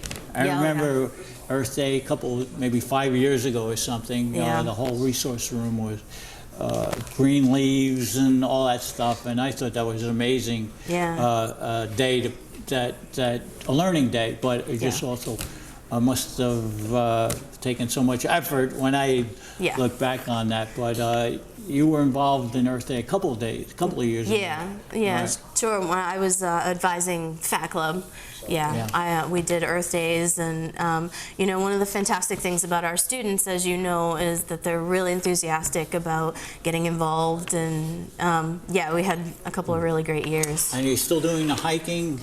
Yeah, on a hiking on a personal level. I know you used to do it with the students. My life has changed a little bit in 14 years here. Right. I have two little ones now. I have a 3-year-old and a 1-year-old. Right. But as soon as the 1-year-old gets better on his feet, we'll definitely be out family hiking and hopefully getting students involved also. I'm still very involved with the Envirothon, which is the environmental competition that we're in every year. Placed second last year and took home 3 first place medals also. And personally, claimed some honors, haven't you? I have. I've been very fortunate to get some of the Teacher of the Year recognition from, the county here in Hudson County, and High Tech Teacher of the Year. Also, Kane University has honored me. The National Association of Geology Teachers has honored me. A few years back, I was the East Coast Earth Science Teacher of the Year. So, wow. I mean, it's really wonderful. Yeah, and you deserve it, because Shelley puts so much extra time into her teaching, and you almost have to do it to become as successful as she has become. The time equals success. Yeah. You know? And, Well, thank you. And I often laugh when people outside of the educational community say, "Well, you have summers off and you only work till 3 o'clock." Yeah. Well, that's not the story. I wish we only worked till 3 o'clock. Yeah. You know. No, it's a lot more than that. A lot more hours and stuff like that. So, what's ahead? What are you excited about? There's a new school coming here eventually. I think one of these years that'll start actually, and I think they're going to have a building just for science. I hope so. Yeah, I hope so. I think that would be something you're looking forward to. Yeah, oh, definitely. Yeah. I think that would be wonderful. I know it's something that I'm definitely interested in. I think it'd be wonderful, and a good experience for the students too. I think as we're getting them ready for college, this is the sort of thing you do. When it's time to do science, you get up, you go to the science building, and you walk into the building, and it's an experience. Right. The labs, the research, greenhouses, and there's a vision that we have of expanding the Earth Science Department, the Environmental Science Department.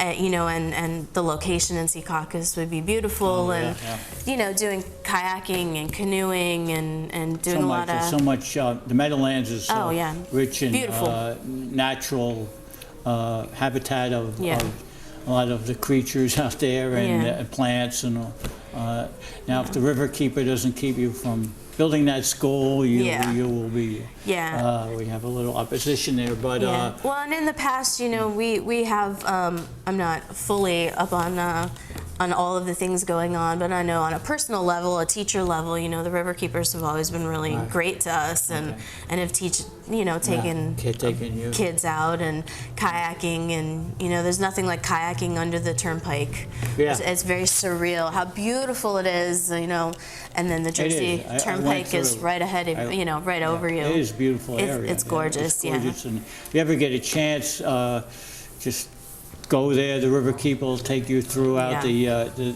estuaries there, and all the wildlife you'll see in the And I think it would be beautiful too to have high tech be involved in preserving that. I mean, it's really important. Stewardship is such a huge, you know, part of what we could teach, you know, our students to do. I mean, they are Hudson County residents, and it's important to take care of, you know, where you live. And here at High Tech, our science department's always been one of our strongest departments, and sure will continue. And I hope so. With its excellence, and want to thank you, Miss Witham, Shelley Witham. Thank you. Our science teacher here at Hudson County Schools of Technology. It was a pleasure collaborating with you over the years, and good luck. Yes, thank you. You too. Enjoy. You will be very missed. Thank you very much. Thank you.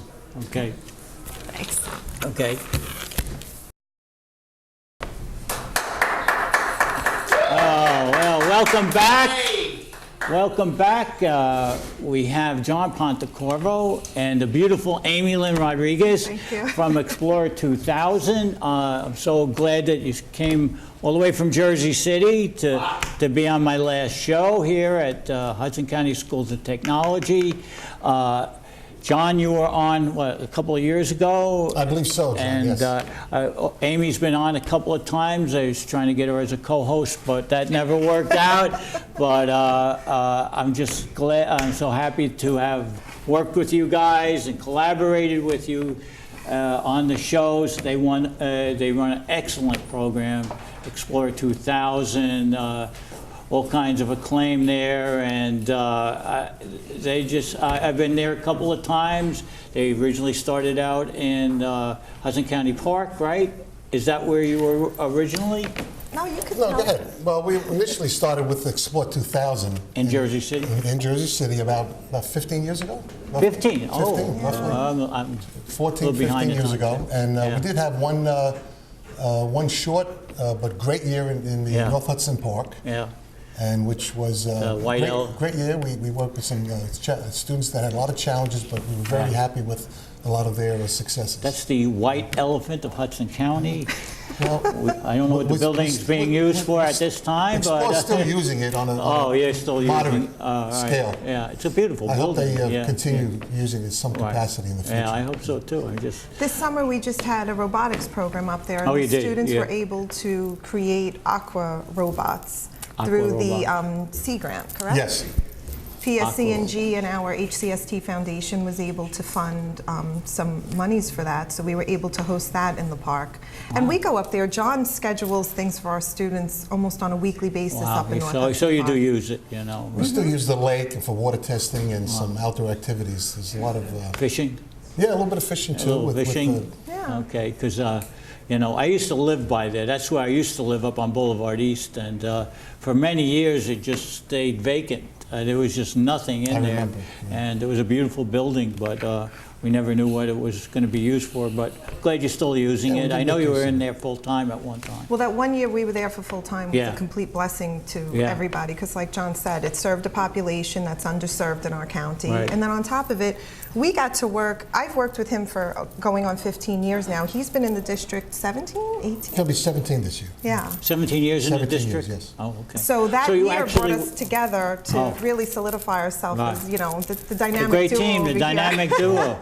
I didn't know you were in the system before, and then, of course, Pontecorvo vegetables and fruits, and which I stopped in many times to enjoy. It was a nice place, and then you came back. Right, I had a split working career. I taught for 7 years down southern New Jersey. Oh, okay. And where I coached track and field also, and I got very disinterested in the school systems, what they were doing. Right. And I decided to make a move, and I was in business another 17 years. Right. And then this opportunity came up in Explore, and I got to work with this wonderful young lady and a great dynamic team. Yeah. And it was a second teaching opportunity for me, which I cherished. Well, let me tell you, Amy is one of my favorite people. Oh, thank and you. I've enjoyed her. When she was, you were down in ACT, or were you in ACT for a while? I was in ACT as a group. curriculum facilitator, and then I was upstairs. Upstairs yes, with in Miss central Roman, office. Miss Roman. And then you were in next time. North Hudson Park. And then now down back in Jersey City, which I started out at. My first 2 years here were in Jersey City, so I was down there.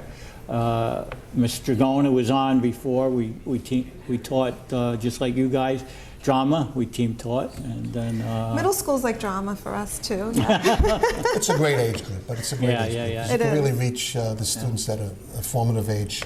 it's project-based, right? Is it mostly project-based? It's still project-based. It's all project-based. Despite the changes that the state has been making with a lot of testing demands and everything like that, we've made sure to keep it as Good. balanced as possible. We still call it a balanced education. So in the morning hours, what we're doing is more academic labs to Right. kind of build up those skills. Right, right. And then in the afternoon hours, we have Right. the opportunity to go with the project-based learning. Right. And once or twice a week, our students go out in the field, thanks to wonderful Mr. P over here, who schedules all of the field experiences for them and the experiential learning.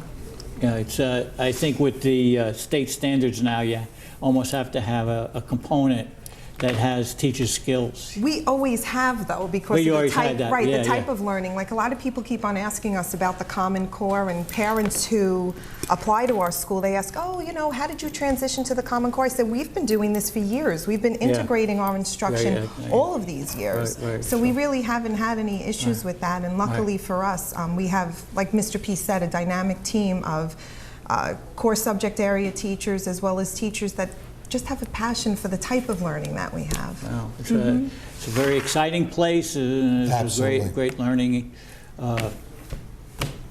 area. I'm not even using the right word there, but I was very impressed a few times I've been down there and up in North Hudson. Well, what's interesting about the program, it started under Chuck Matthews' leadership, and now under Amy, taking it to another level.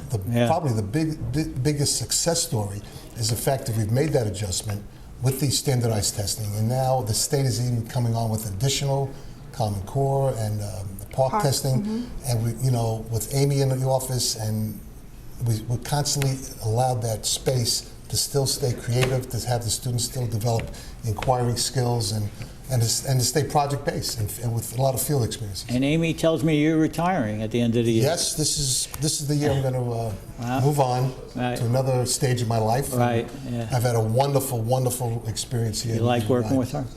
There's a mutual respect. Yes, yes. It's a good team. Good mutual dynamic. respect, Yeah. which he's accomplished here, and the dynamic personality and her commitment to the program is just, it just gives me, as a person that loves education, hope for the future, for future leadership. And it's right here.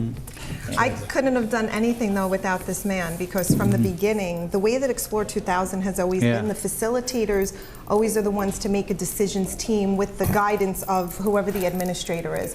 At the time, Mr. P and another teacher, Mr. Ash, they were the ones who interviewed me for, for the team. For the team. And he guided me throughout. I was so nervous. It was like my second year teaching. I came from early childhood into middle school, and he guided me the entire way. He would team teach with me, always tell me, what the balance was of education. Never be too traditional or too, elementary. Or progressive, like you said.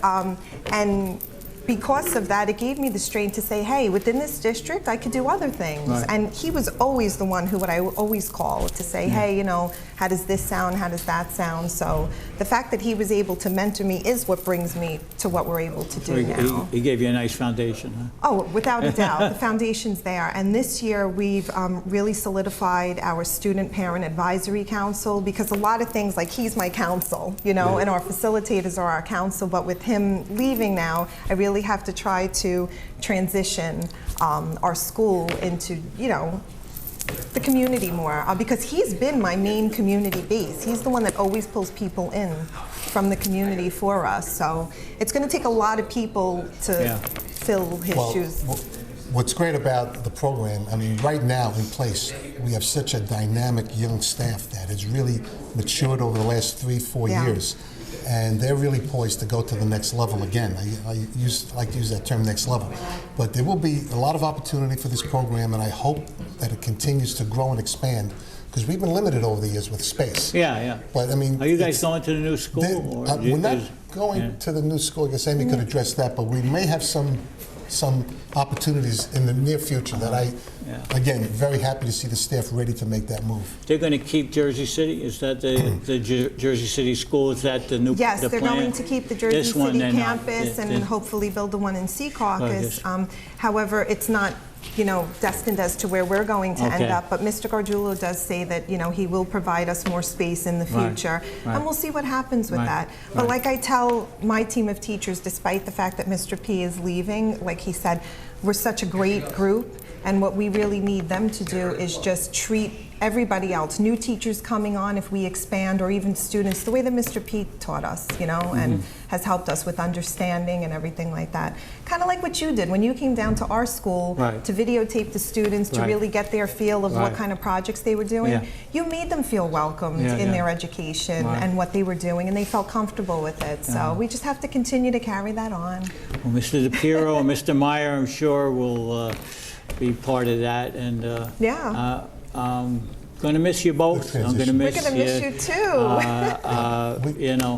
We want to thank you for what you've done as far as just opening up opportunities for the young people, and I've spoken to a lot of them. Opening up the profession of communication for their profession, and for the fact that you've also served as a point of reference and communication within our district, so we can know what other programs are doing. And because sometimes we're so busy and caught up in our own programs, we don't really know how rich and diverse our program is in Hudson County Schools. It's amazing. So again, that's a compliment to you and your staff and the students I appreciate over the years, and we all both greatly appreciate that. I appreciate you guys coming down, and we appreciate being invited by you. It's an honor. I really have enjoyed our times together and our lunches. I know. Went out for lunch a couple of times, but I really been a very moving experience. So, and a lot of people say, for a teacher, I made a good TV host. So that's what I would say. Thank you, John. Thank you very much. Thank you for having us on. Bye-bye. Welcome back. It's our final show here, Super's Corner, JP's Place, and we have Scott Killian, our musical director and arts director here at Hudson County Schools of Technology. Hello. And Peter Turo, John, our food director, chef. I don't know if I'm saying these titles correctly, but welcome to the show. Welcome to the show. It's kind of just going to touch base with you. I want to thank you guys for being on the show. Thanks for having us. Thank you. Mr. Killian has spanned my entire career here. He's been on and some actually started before me. He's been on JP's Place. He's been on Super's Corner. And Around the Corner, I don't know, but you've been on every show. Well, I think this is the telling thing. When we started and I was first with you on your shows, I had hair and so did you. So did I. Yes. So, as you notice, there's a lot missing. That's what's on the new kid on the block. Mine's just starting. But this has been like a wonderful experience for me. And getting to collaborate with so many people in the school. It's been a terrific experience. I remember when I started here, we were in Jersey City in some, I don't know, rooms that were basically warehouse rooms, and we were starting an art music curriculum program, and it was kind of the I wouldn't call them the glory days, but it was very formative years. And then we both moved up here together at the same time. I think for me, anyway, I think for both of us that I don't think we had any idea whatsoever what this would all turn into. Right. And in those years here at the school, it was really 1 year at a time. It was just like, okay, this is what we're doing this year.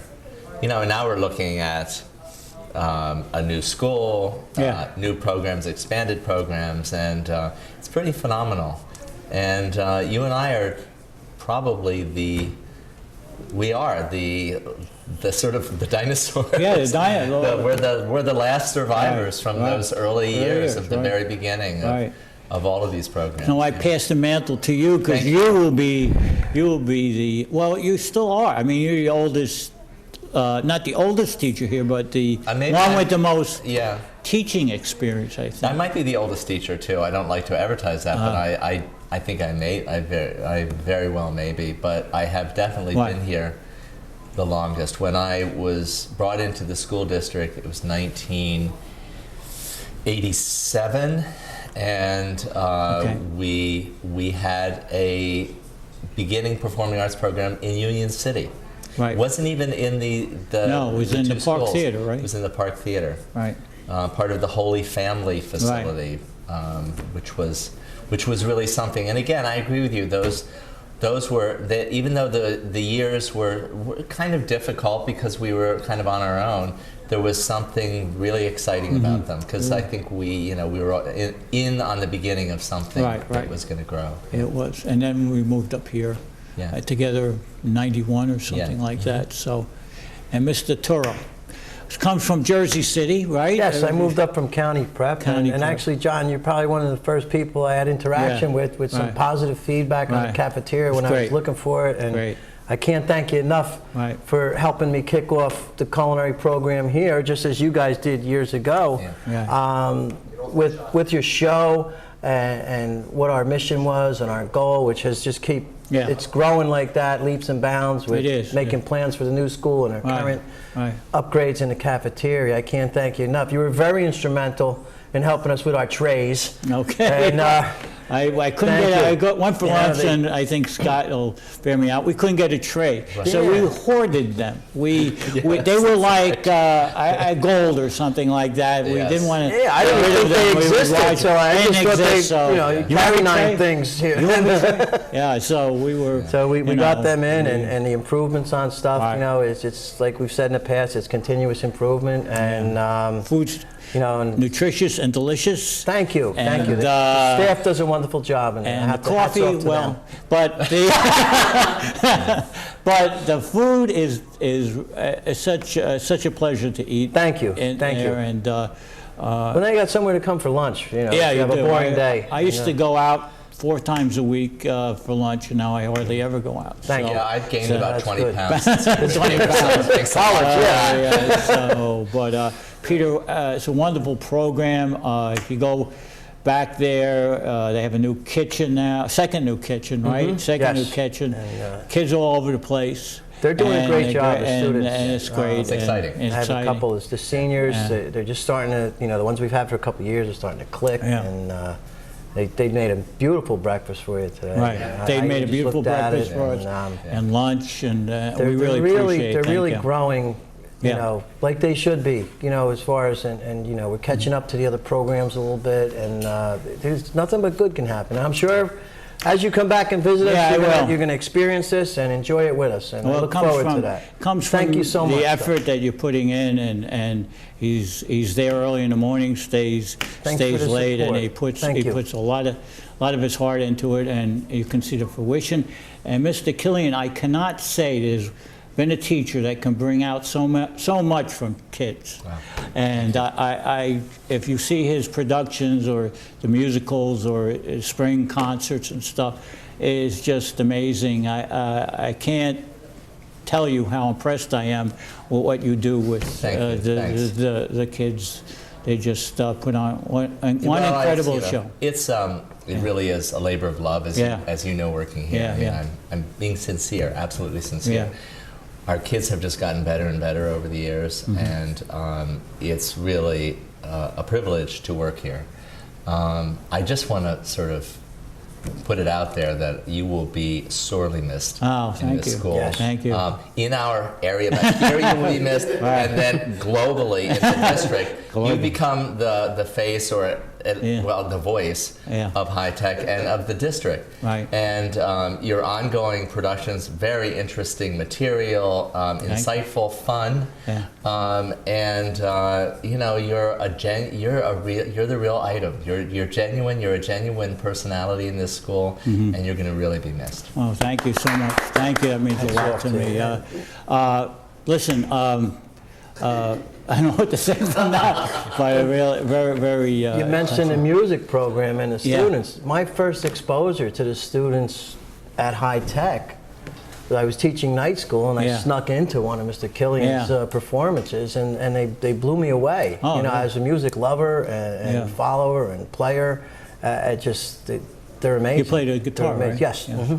And so the next thing you know, the he brought his Woodstock guitar into school, and then there we go. Yeah. So you know, So, and great Mr. job. Mr. Killian's also a composer. He composes original music. His music's been played all over in New York City and with the dance concerts, and of course the summer in Berkshires, and the thing he's been doing that. And we were neighbors for many years. That's and right. you know.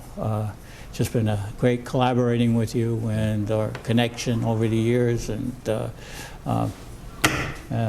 it's retiring is very bittersweet. Yes. It's not everybody. Oh wow. In a way, you know, happy about something, but leaving my family basically for 25 years is difficult. So you know, the show hopes a little bit of a closure for me, you know, to do that. But you know, the new school is going to offer a lot of new opportunities to get the theater that you deserve finally.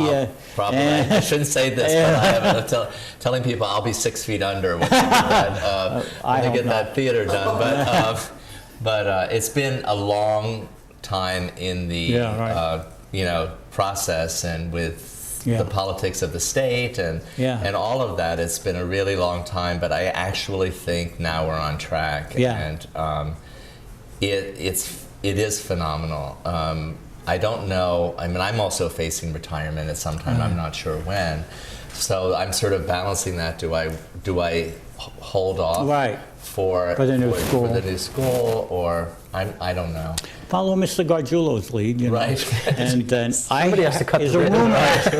There's a rumor out there that actually he is retiring the next decade or two. So we don't know, but right, I'm sure. Yeah. But that's the rumor. But I want to thank you guys for being on the show all these years, and I'm going to miss you guys. I'm going to miss being back here, and thank you very much for all you've given to me and your students and the school. Thank you. And if you get bored, we could use some help in the cafeteria. We'll get you in there making meatballs or something. And get a hairnet. I'm down. Yes. The best thing about me and food is the way I eat it. Okay.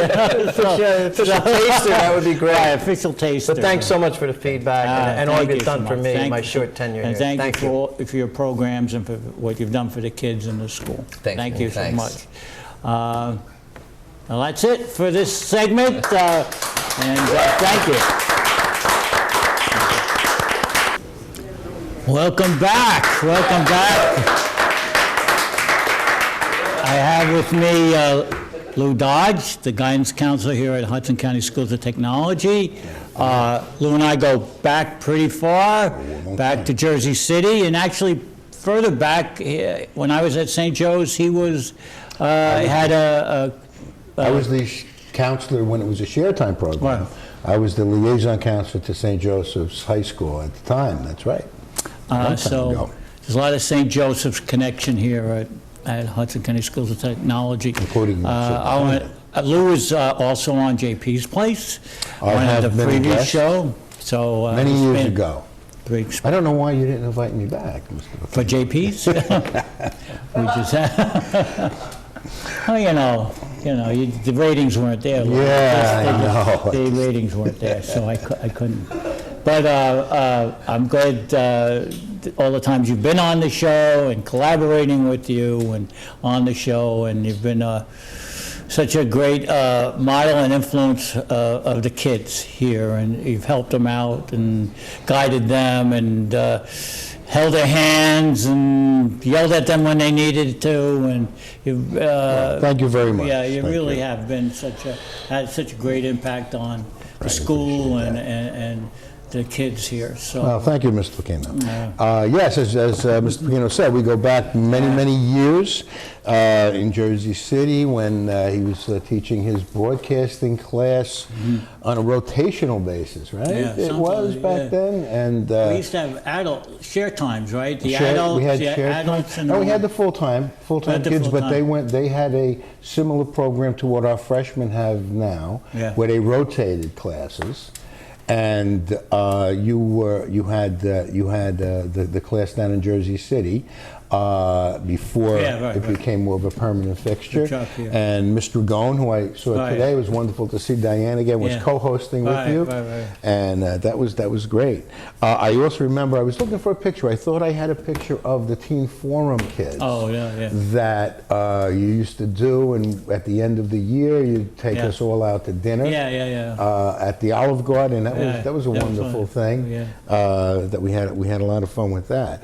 And I was talking with several people, and it seems like all the great ones are leaving. I mean, Dave Letterman is going, and Leno is gone. And now me. Craig Ferguson. I heard a rumor that you might be filling in for Ferguson. It's between you and some English guy. That's still in negotiations. So we have to just iron out a few financial matters. Well, don't let them sell you short. No. Make sure you get what you want. Yeah, right. But we're both New York Suffering Knick fans over the years. Of course, this has been like a banner season for bad banner season. Yes. Bad banner season, but hopefully there are better days ahead. We hope. And we have the new school coming up. Think you'll make it to that? I don't think so, but I'm kind of. I don't know when the new school will open. That's been something that's been on the horizon for many horizons. I remember talking about it. We talked about this many years ago. So who knows when that's going to happen? But I doubt that I will be involved in the new school. Is there someone who's going to take over your show? Well, I don't know about the show, but the radio station will be manned by Mr. Chris DePiero, a former student of mine, who also has been involved with the media department back here, and Mr. Meyer will be involved in it also. So it's in good hands, and it should, progress to higher elevation, hopefully, and I don't know if anybody's going to take the show over. So this could be the last JP's place. Yeah, definitely be the last JP's place. But but I don't. You don't know if anybody. Super's Corner may continue in another host. Well, it won't be the same without Mr. But as I said in the other show, there's a rumor that Mr. Gargiulo will be retiring in the next decade or two. It is. So that's after the new school opens. After the new school opens, a couple of years into that, and then his retirement in the future. But he's been a great superintendent, and enjoyed working under him. And stuff like this really doesn't happen in other schools. It's true. Radio station, TV studio, and working so intimately and differently with students. I think the dynamics are maybe unique. I think so. I think you're correct. I don't think there's you don't have that a live broadcasting station, live television show. These are all experiences that I don't think kids can get many other places. No. I think it's certainly a huge contribution that you've made to our school and our school district over the years. Thank you. I want to congratulate you on that. Thank you. And you were also on WHIT radio. I was on WHIT, yes. I discussed the Knicks, as a matter of fact. That was in better days, but Lou has been a great source of information, entertaining, interesting, a lot of great information, and it's been great collaborating with you over the past years. That was reciprocal. And I'm gonna miss you. Gonna miss you too. But I'm sure we'll see something of you. You're not going to be leaving too far, are you? I'm not. I hope I can stay in the area, and I plan to stay in the area. So we'll work on that. But Mr. Dodge, Mr. Lou Dodge, been a pleasure. Been a pleasure working with you, Mr. Pluchino. Thank you very much. Thank you for being on the show. Okay, maybe we'll catch you down the road in some big NBC maybe network television just, show. You know, who knows? This could come be up with the end of one and the beginning of another. The money's not right. The money's not there yet. That's right. So they can't pay you like they do here. No. I mean, the guy's moving to Slickerville. The Slickerville. So it's got to be, the money's got to be on the table, and then I'll think about it. But NBC. Get your act together, really. That's right. So, come up with the money. Come up with the money. What's that movie? Show Me the Money. Show Me the Money. Show Me the Money. Jerry Maguire. So that's the story. That's where we are right now. Okay. Well, good luck with your negotiations. Thank you. Welcome back to my final show here. JP's Place, Trooper's Corner. And we have John Jefferson, one of my good friends here at High Tech High School. It's a pleasure to be here. We've done many great shows together. I've learned so much. He's now one of our flagship shows on WHIT Radio, the Jeffersonians, which has been a really fascinating show that John and his classes have been doing now for almost 2 or 3 years, right? And they take either some incident from history or a current event, and we'll debate it or talk about it or explain it, So it's been my pleasure to collaborate with you, and glad that seems like you're going to get more involved with WHIT, which is good. And John, I hear, is maybe going to move out to Blairstown. Is that a possibility? If the boss says so. Boss. Yeah. My boss wants me to move down to Slickerville. So Sicklersville is nice. What? Slickerville? Yeah. Is that an actual town? It is. I think it's somewhere near Atlantic City, right? I don't know where it is. I think it's off the map somewhere. Somehow that strikes her. But John, tell us a little bit how you got into education, how you wound up here, and I know you were a karate expert, or you were involved in karate and that sort of thing. First, I have to say thank you for all the compliments. Okay. And I promise, as much as you've learned from me, I've learned twice as much from hanging around you and then Mr. DePiro and Mr. Meyer and the whole staff here. This is the coolest thing about working here at High Tech. Right. I get paid to come here and have fun with my friends. Right. Students included. How did I get into education? I never imagined that I would be a teacher. I never wanted to be a teacher. When I was in high school, my happiest moment legitimately was leaving. I didn't have a great experience. I didn't like it. It didn't reach out and touch me, and I didn't bother to reach out and make the best of my education. Right.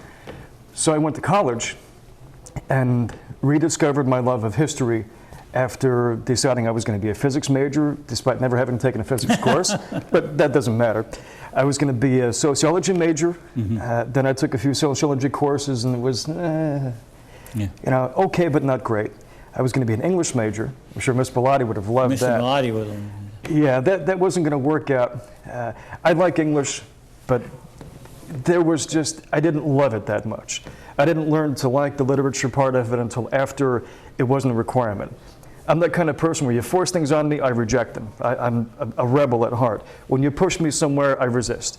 But when you allow me to have a choice, then I'll embrace it and run with it. Right. So I took a few history courses and I'd always loved history, but I loved studying history now. So I finished in 2002 with a bachelor's in history, and I worked several full-time jobs to put myself through college. I was a janitor with a cleaning company, a carpenter's assistant as well. So I legitimately cleaned floors and toilets. I worked as a paralegal in a law office in Ridgewood. I worked as an assistant instructor with my father, who ran a martial arts school in Fairlawn for 40 years. I went up to Canada, by the way, to get the latest Led Zeppelin song. My dad did, not me. Yeah. He always talks about, because he turned me on to rock music. Right. You know, I am my father's son. John is a rock historian. I mean, we've done many shows, Two Johns and a Joe on WHIT. Yeah. He's a rock historian. He's an encyclopedia on classic rock, on 80s rock, heavy metal, whatever. Yeah. So you're just a wealth of knowledge there. My dad likes to tell me that he liked Led Zeppelin so much when they first put out a single, and they were known for singles. Hey, what can I do? Just when Led Zeppelin 3 was coming out, he and his friend, they played in rock bands at the time. I think the Bottled Brass, the Sands of Time. If you go back to like 1967, 68, and the Jersey Shore, they played the Chatterbox and Seaside Heights. They had a whole summer thing. So they were into rock. They were into things. And they went to Hamilton, Canada to get the single, the 45. It wasn't released in America. So that's dedication. Well, that's commitment and dedication, you know. He still not has many it. people, he still has it. And it's too. in good condition. It's in good condition. It plays with no pops and whistles. No and pops hisses. and whistles. So, you know, your father, I guess your father gave you your love for music, and you're related to somebody famous, aren't you? Bill Haley, actually. Bill Haley. See? Yeah. Bill Haley and the Comets, first rock and roll song. Laurel from Laurel and Hardy. He's Stanley Jefferson. Oh. He and my grandfather on my father's side were first cousins. They share an ancestor, and Bill Haley is related to my father's my father's grandmother. She was Ethel Haley. So he was first cousins with her, or he was a nephew to her because she was older. There's some connection to Thomas Jefferson, but he's far down and very distant. Not through Sally Bowles, though. No. No. I believe that there's a distant connection. He's like 14 steps removed. So we have almost nothing in common. But Stan Laurel is, I think, once removed. And Bill Haley is once removed on my great-grandmother's side as well. So let me ask you, what have you enjoyed most about doing the shows for WHIT? It's a simple question, but it has no answer. It's like picking what's your favorite child. You know, what's the favorite, work output you've done? I like everything. I mean, every day that I get a chance to work with you and work with Mr. Amruso and work with Chris and Rob, and the kids, it's just fun. Work, I don't come to work. This is fun. Except when you're marking papers after school. That's not so much fun. I had a student once called Brenda. What was her, like Cho or something? Brenda Troy, yeah. She said, Mr. P, Mr. Jefferson has given me 4,000 questions to answer. 5,000. 5,000 questions. Don't want to slack around. How do you put together 5,000 questions? How did you do that? The comedian in me would say carefully. But that's an amazing amount of questions, I try not to be very egotistical, but every so often somebody asks me something like that, so I have to use things like I and me. And I like to be passionate about things, and I like that to spill forth from me and infect whoever I'm talking with, whether it's a group of 25 kids or whether it's you and me or whether it's people. Let me tell you, your students are really you connect with them, and they are they almost watch your every move. So that's unique, because you seem to have that. Whatever they say, they hang on those words. So that's incredible. I found myself in an odd position of introspection, in front of other people once, and I forget what exactly I said, but I said something that people didn't expect I would know about. Because people have this strange bent that, well, you're a history teacher, so you only know history. You're not allowed to do math. You're not allowed to know physics. You can't do astronomy. You just know history. You live in that box. of course, you can't go food shopping. So I said something about a different topic, and someone was so surprised that I would know these things. And I said, don't be so surprised that I know these things. Be really disappointed no one else does. Okay. And I like the idea that if you're going to be a teacher, you should know a lot about everything, right, rather than be a specialist. Right. Teach a specialty, but know everything. At least, the old Renaissance idea of education where it's 10 miles wide and 6 inches deep. Have at least a conversational ability to get things That's across. what I always tell the broadcasting students. It's not just one thing you have to know, it's the whole spectrum you have to know about to be a good broadcaster. And it goes, what you say, Renaissance man. You have to have a little bit of knowledge about a lot of different things. And you'll become a much more effective broadcaster, a more effective communicator. If you look at, I go back when I was a kid and I look at some of my favorite broadcasters like Peter Jennings. He was the kind of guy that seems like he knew a lot more than what he was talking about. Right. So he had this air of professionality toward him. If he was going to tell you something was up, then you'd know, okay, this is serious. Rather than a guy like Al Sharpton, who's not a broadcaster, who's just reading off a teleprompter, and you could tell because he's a bad reader. That I compare to him as Brian Williams now on NBC. You just know that they have a depth of knowledge about what they're talking about. Their passion shines through. Their passion. You could tell that this is what they were almost born to do. It's not a job; it's a vocation. It's a calling. It's a calling. Yeah. I've been here for 11 years, and I think it might have been last year for the first time I heard Dr. Trincata, who is one of my dear friends, use the phrase, "This is my calling." And it just struck a chord, and it makes all the sense in the world. For some people, it's a job, whether it's broadcasting, whether it's teaching, whether it's mopping the floor. And for some people, it's fun, and for some people, it's a calling. This is what you're meant to do. Right. So as much as I was meant to do this, and I backed into this, unintentionally. If it's a calling, I think you're going to be a better teacher or better anything. If you feel it's a calling, then it's a job. Once it's a job, it can be laborious. Because a lot of people think teaching, you've got it made, you only work 6.5 hours a day, you have summers off.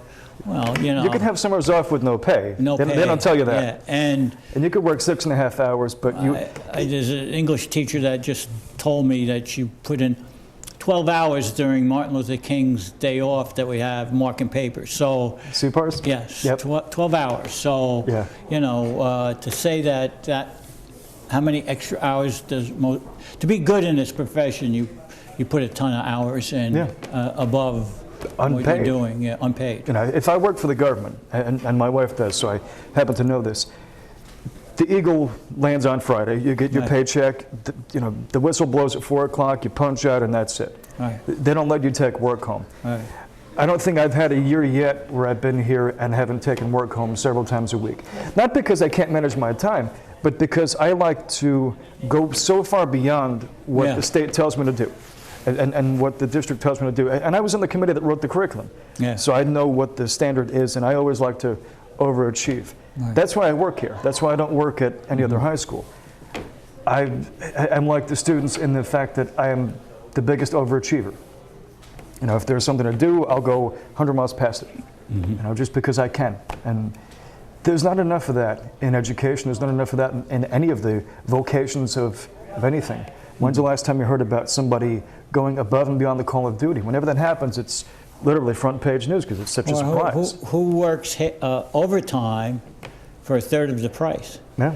Anytime teacher does an after-school project, they're getting about a third of what they would have got. Yeah. And it's the only profession I know that does that. One of the great things about high tech is that nearly everybody didn't choose teaching as their first vocation right out of college. I was a paralegal, so if I teach a law class, I like to think that I know the law from a different perspective rather than just this is the first time you read it from a book. Right. I know what it's like to go to trial. I know what it's like to bring, truckloads of documents, and if you make a mistake, there's a mistrial, and that's it. We don't need your services anymore. You're cut. I know what it's like to be in the working world, minimum wage, 9 to 5. Right. Although my 9 to 5 was overnight because I went to school during the day. So I know what it's like to be in the places where our students want to be. And I know Mr. Meyer and Mr. DePiro have had real-world experience before they got here. Quite a few other people have as well. And when they teach you about what to expect once you finish, they're not just making things up. Hey, I saw this on TV. This is what it's like. No, it's like I know how to get there because I was there. I always like to tell the joke about guys walking down the street and he falls into an open manhole cover. And he's down the manhole cover and he's screaming, help me, help me, help me, get me out. Priest walks by, hey, Rev, come help me, I'm down this manhole cover. Yeah. You know, how do I get out? Priest says, well, I'll write you a prayer, writes him a prayer, bless you, my son, walks away. The guy's still stuck down the hole. Help me, help me, help me, get me out, get me out. Doctor walks by, hey, doc, I'm stuck down this hole, come get me out. Doctor writes a prescription, throws it down the hole. Says, okay, well, can't do anything for you. No. Bless you and goodbye. Help me, help me, help me, get me out. I'm stuck down this hole. The guy's friend Joe comes around. Hey, Joe, I'm stuck down this hole. Come get me out.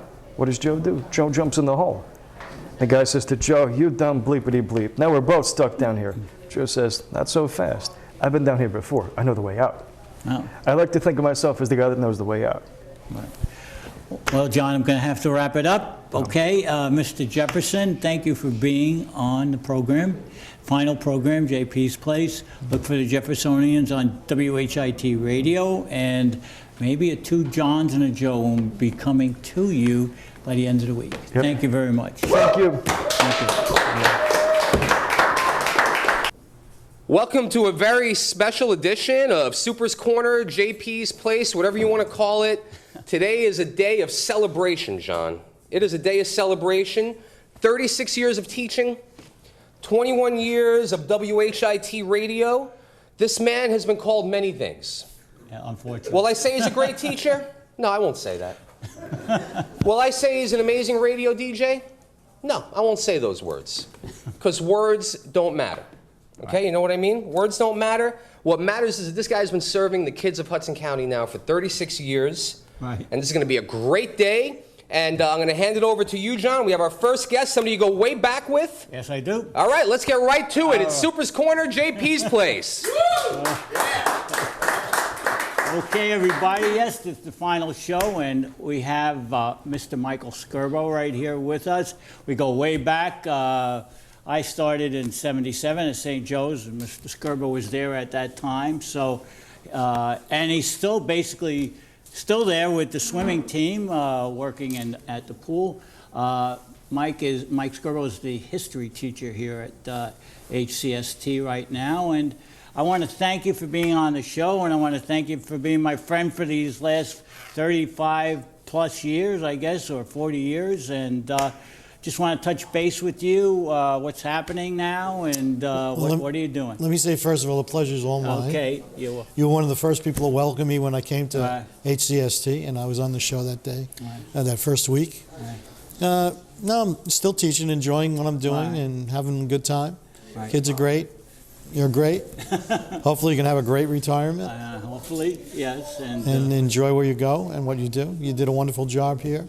Well, thank you. And I just liked, collaborating with you over the years and talking about different things, and especially one of my favorite subjects is history also. So I enjoyed that and some of the debates, and it was great having you on the program. And I know you have to get back to class. I do. And I want to thank Mr. Skirbo, Mr. Michael Skirbo, for being on the final show of JP's Place, Super's Corner, whatever you want to call it. And thanks once again for stopping by. On behalf of the colleagues that we work with, Right. Thank you, John. Thank you. Okay. Cut. We're back, JP's Place, Super's Corner, and we have our guidance counselor extraordinaire, Mr. Vince Nardiello. And Vince, I want to thank you for being on the shows over the years. My pleasure. It's been great working with you, collaborating with you, and trying also to move down in your area, because I'm retiring. I've been looking forward to having you as a neighbor. Yes. I do want to say, though, first Leno, all right. then Colbert, Yeah. And now me. Now Letterman. Now you. All the great ones. What's going on? All the great ones are leaving all at once. You know, it's incredible. It really is. You know, I'm very, I'm very upset about this. It's the way of the world. The young have to be served. You know, youth has to be served. So that's what we make. I'm hoping to ride off into the sunset myself in the near future. All right. And to you. Happy trails to you until we meet again. Happy trails to you. Keep smiling until then. John, really been a pleasure. Been a pleasure. Thank you, Mr. Nardiello. We'll be back. Thank you. All right. Very, very special guest next, John. John, this is your life. Yes, right. It is. It is, right? 2015. Right? Yeah, 2015. This is your life, John, as you get to sail off into the sunset of here, look, over there. Okay. Sail off into the sunset of retirement, right? Sitting back on the balcony, counting the seagulls, throwing some bread out and watching the seagulls. Playing bocce ball. Seagulls play bocce ball. Shuffleboard. Really? Shuffleboard on the deck of the boat. Right. But it wasn't always bright lights and fame from Mr. Pluchino, right? You started TV, how long back, John, were you doing television? 1986. 1986, almost 30 years ago, all right? Mr. Meyer was almost not born at that time. And he did a lot of great work, and we have on one of your first co-hosts today. Is this true? One of your early TV co-hosts. Yes. All right. Without any further ado, I'm going to let John introduce this man, an early guest on Super's Corner. He was probably on 70% of the first Super's Corners. First couple of years. Yeah. And then there was a little thing, I'll let you guys get into it, because then he stopped showing up, John. Anyway, I'll let you guys get into it. Once again, welcome to a very special edition of Super's Corner, JP's Place. It's a celebration of John Pluchino. Without any further ado, John, introduce your next guest. He's very special. Thank you. Right here is Pastor Rick Spence from Fort Lee Gospel Church. A church in Fort Lee, a wonderful church, and we go back a ways. And I first met the pastor by attending his church, and went there, and then we developed the show, and which is still going on, by the way. And it's called Faith and Reason, and I really enjoyed collaborating with you and the talks and going to his church, and just want to touch base, Pastor Rick, what's going on and what's... Well, let me start with congratulations, John. I'm happy for you and your retirement. I trust that your retirement is new challenges and a lot of good times and some relaxing times, of course, you know, but again, it's my privilege to connect again. To begin with telling the story, it was 03 or the end of 02 into 03 that John came to me with the idea, let's do a program about church issues, religious ideas. And so myself and another pastor were invited. John was the host of that, Faith and Reason. It's still being taped in Bergen County. It's Time Warner up there. And we've been doing it for over 10 years. Yeah, almost 12 years. 12 years now.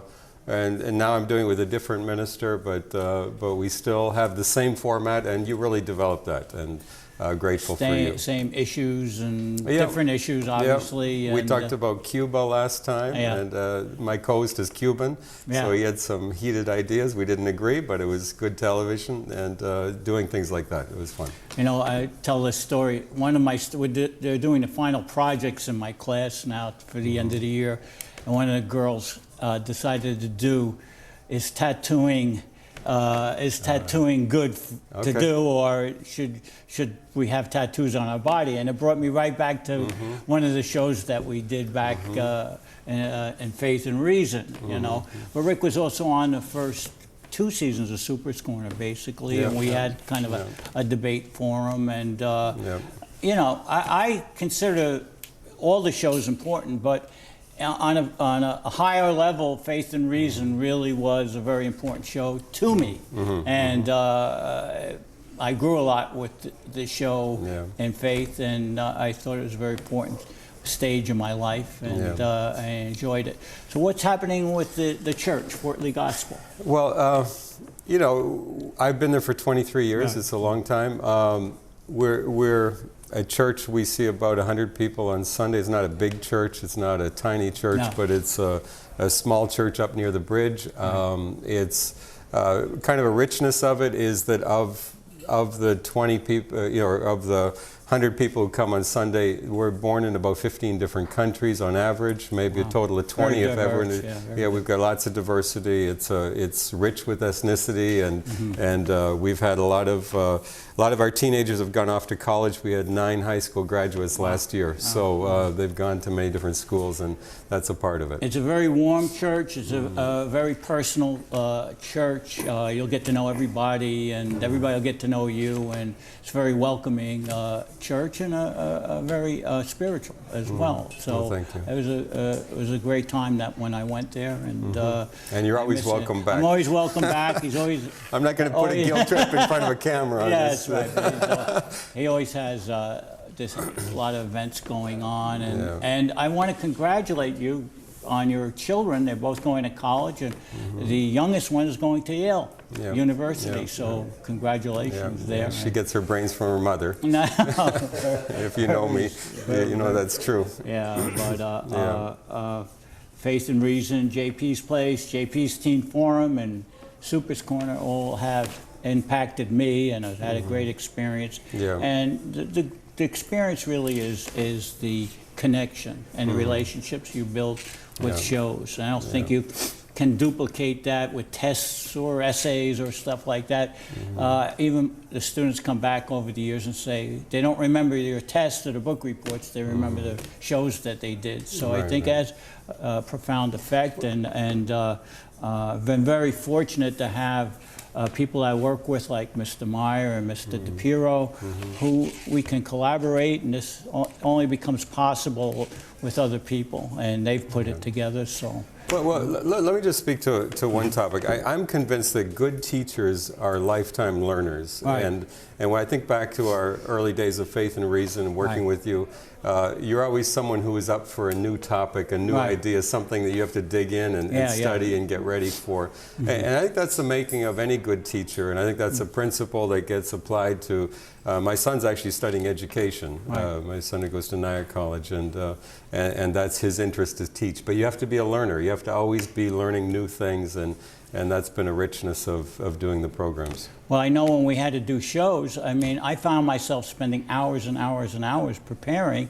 because of the show, and I was interested in the topic, and it's a natural, other than, I think, I always try to impart with the students, you know, you're doing research for a reason. You're doing, your efforts will result in something, and I know doing Faith and Reason, I enjoyed it, and I enjoyed the research of it, it was a learning opportunity as well. Because you're a teacher. Yeah. You're in your right place, and you're doing that many years. So, again, congratulations. Thank you very much, on a Rick. great, It was great working with here. you. Pleasure. And we'll stay in Pastor Rick touch. Spence from Fort Lee Gospel, and thank you for coming on. Thank you. Thank you. Thank you.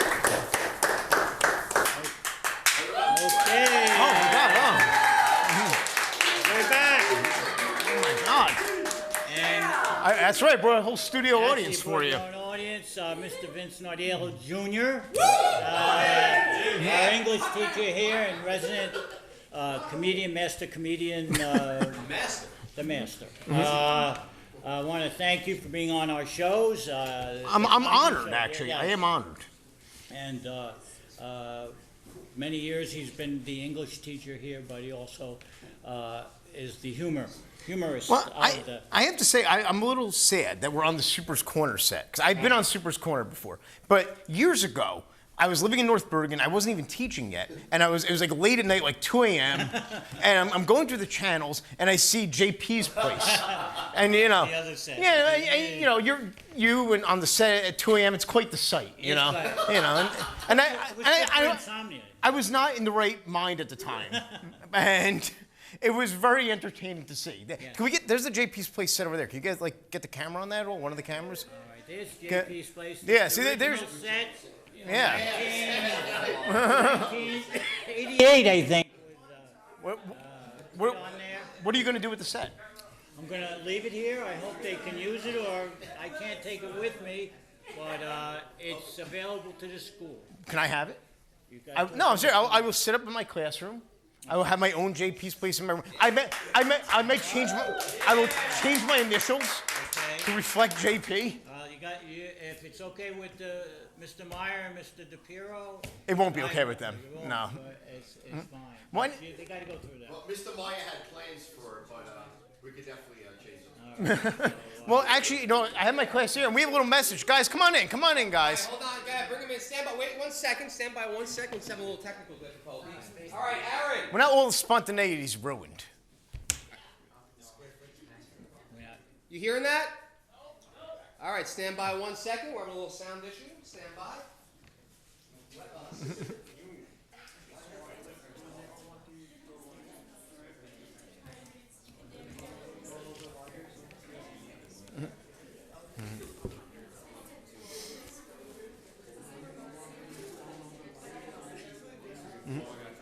Actually, you want to be in front of JP's people.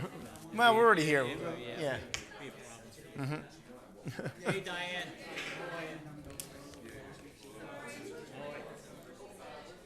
Diane? Has it? Diane. It's funny. It's like when we have like sound problems and these video problems, it's always like, oh, well, it's a school. Nice to meet you.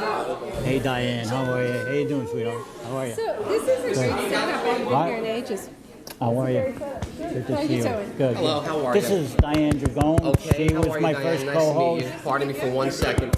Good? And, okay, how are you?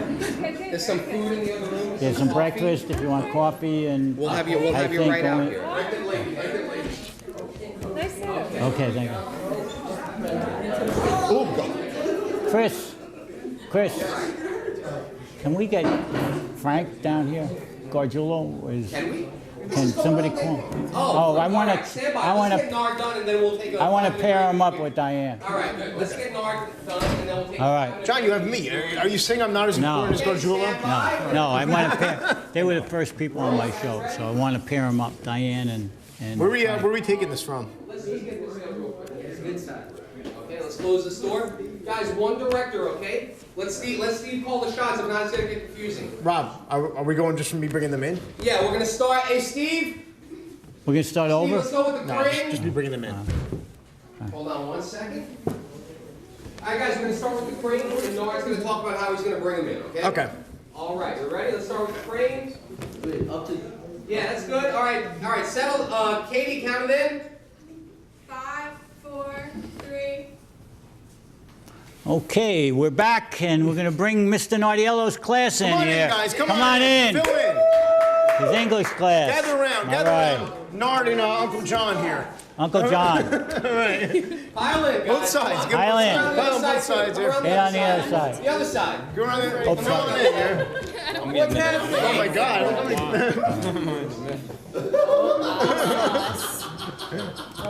All right. Okay.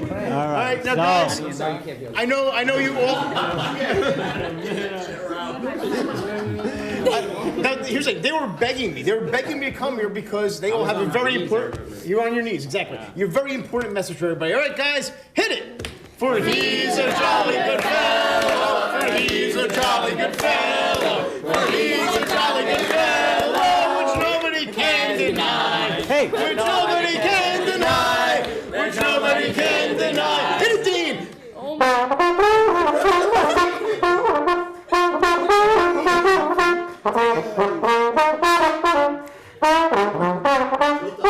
Which nobody can deny. Which nobody can deny. Congratulations, all right. All right. You just hit him with your trunk. All right. Okay. Are you all right? I'm fine. I think I'm all right. I think I'm all right. Okay. Thank you. All right, that was amazing. Wow, John, real quick. All right. Real quick. Watch out, Nard, for a minute. Let me tell you something. I've seen a lot of people retire here. Right. I've never seen in my life a trombone. No, I haven't. That trombone was pretty close to your ears. Right, it was. What happened to the guy that did the Scottish bagpipe? Pat Cahill was a bagpipe player. We had him on the show. Remember that? Remember that one? We've had bagpipe players, rappers, dancers, right. And speaking of which, we're coming up with a very special guest. We're going to take a little break. Okay. So John can say hello. He's got a blast from the past, John. These people coming in. Yes. We're going way down. Look, John. We're going way down. Memory lane. Memory lane. People are coming down onto the desk. Okay, we'll be right back with Super's Corner.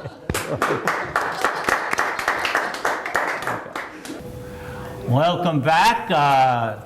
With me is a very special person, and we go way back again. Her name is Diane Dragone. She's the artistic director of Kennedy Dancers, and she was a teacher when I first started here in the system. And she was very welcoming and got me through a very tough first year. And I'm glad she came and we can reconnect. And she's also the producer and the host of Dance Vista, which is now seen in what, 24 states? We're in 22 states now. And Europe. And Europe. We're on Verizon in 22 states, Comcast, Time Warner. Right. So we're reaching a lot of places, yeah. And she's devoted her life to the art, specifically dance, but she's wrote a lot of choreographed a lot of things in Ellis Island and Liberty State Park. Now she's in New York at the Hilton. Recently we were at the Hilton at the APAP shows, trying to branch out a little more because the company is really, well, we're one of the top 10 companies in New Jersey because we're funded by New Jersey Council on the Arts, which I'm really proud of because it took many, many years of writing grants. And you know, and also there's a very strict regulation. They want high art, and they want to make sure everyone is professional. So yeah, it's a real pleasure to say that we get funding from them, and it's a privilege too. So yeah. And she's her dance company has been all over the area. Jersey City State University. We did some USO shows on aircraft carriers. We also danced at the White House, which was really fun. and she was my co-host when I first started the show, JP's Place. And we were new over teachers, 10 years, we were teachers. I asked her to be on my co-host, and we did about 10 years. We had so much fun, though, I have to say, John. We did. And a whole host of characters on that show and the different shows. And we had handwriting analysis. She didn't like my handwriting, I know. She kind of thought she was bossy and and we had a stuffed shirt or something. Hypnotist and a magician who forgot all his tricks when he came on the show. I had to help him with his tricks, and it was just we just had a great time. And from teaching to doing the shows to, I think at one time I was on your board of directors for Kennedy Dancers. Yes, and it's just been a pleasure. So thank you. What's going on now? I've just been talking to you. I know last time I talked to you, thinking of buying the house next to you. You bought that. Yeah. Well, with gentrification, and we're in Jersey, based in Jersey City, it's really hard for an arts organization to have any space that you can afford unless the king, you know, you have a king that could say, okay, I'll pay the rent, I'll pay the mortgage. So the first building I bought from the Drug Enforcement Agency. And you remember that. I think it was a disaster. I cried for 2 years. And then the second building right next door to it was a halfway house, and the halfway house was a real shady kind of place, so I bought it through the sheriff's sale, and now it's our own home. And with refinancing several times, we were able to manage it and still have a location, like a stable location. Whereas if you depend on, say, a university or a college to give you space for performance and for classes, it never happens. Never happens. Yeah, you're at the mercy of the school schedule. She's a very dynamic person. I found her very dynamic. I'm not using the right tense here, but many grants, and which have helped so many young people. We have a lot of outreach. Outreach. A lot of outreach worked in juvenile detention facilities. Yeah, many years. Arts is. We both believe this. Arts really is a gateway to getting away from all the trouble out there or the nonsense out there, brings young people into to be able to express themselves in a healthy way. And Diane's been very instrumental in making that a reality. So part of our mission was outreach. I mean, in the juvenile detention center, we had a lot of kids who were, you know, incarcerated, and through dance, which kind of transcends language, people learn how to work together, how to be social, and so that's part of our outreach as well. And then, of course, there's the artist or the artistic part of it and the aesthetic part of it. You know, rather than touring, because I was a dancer for many years, and I am a certified teacher of dance, by the way, because we did work here. I'm still a certified teacher of dance, and I have a family. It's easier to have a family and be in one location rather than constantly touring. Right. So yeah, that was my thing. Some people love that, travel, but you know, I really enjoyed sort of that stability. So. And when I ran for state senator the first time, I had my open house, not an open house, I had my fundraiser at Diane's Kennedy Dances. She hosted that. And thank you very much. Well, we always support John. John did a good job. He does a great job here.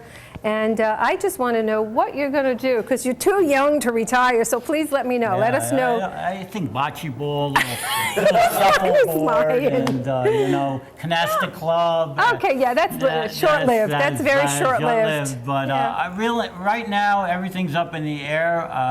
My wife and myself are not agreeing on where we want to live location-wise, so... what? We ever agree? We don't agree. Maybe some traveling or something. Well, yeah, traveling, and my wife's a recording artist, so I'll try to promote her songs. Very a little nice. bit. Yeah. We wrote a children's book together called The Whimpering Bush. Oh, nice. So try to promote that, and I'll find my way. You know, with God's help, I will find my way. Yes. So that's what but right now everything's kind of up in the air. But people say I'm too early to retire too early, but I think it's just the right time for me. And well, it's a transition, maybe. It's a transition. We have I have a former student, the executive producer, ready to step in, Chris DePiero, and I know he's going to do a fine job. And that's wonderful. Take WHIT radio to new heights.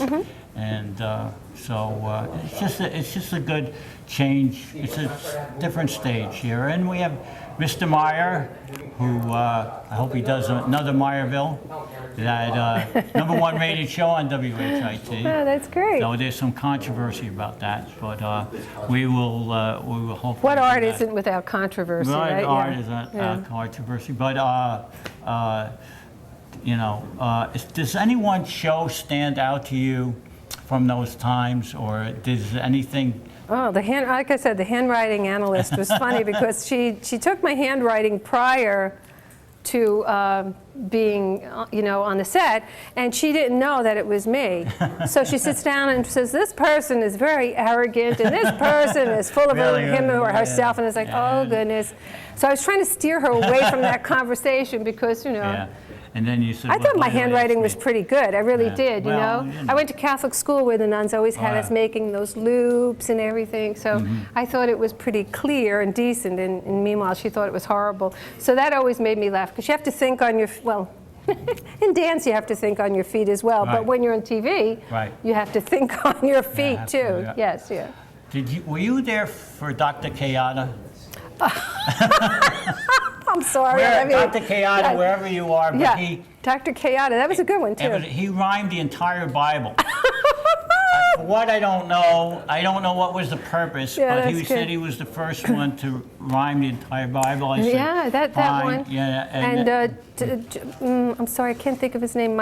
George David Weiss. George David Weiss. He was wonderful. Yeah. He was the president of the ASCAP, or ASCAP, songwriters. And he wrote songs for Elvis Presley. Can't Help Falling in Love with You. So he wrote some really great music. What a Wonderful World. So that was really that was a nice show. Wonderful. That was great. He passed away a couple of years. Oh, I didn't know that. Dr. Kayada, wherever you are, he also invented. He said he invented a number between 1 and 2.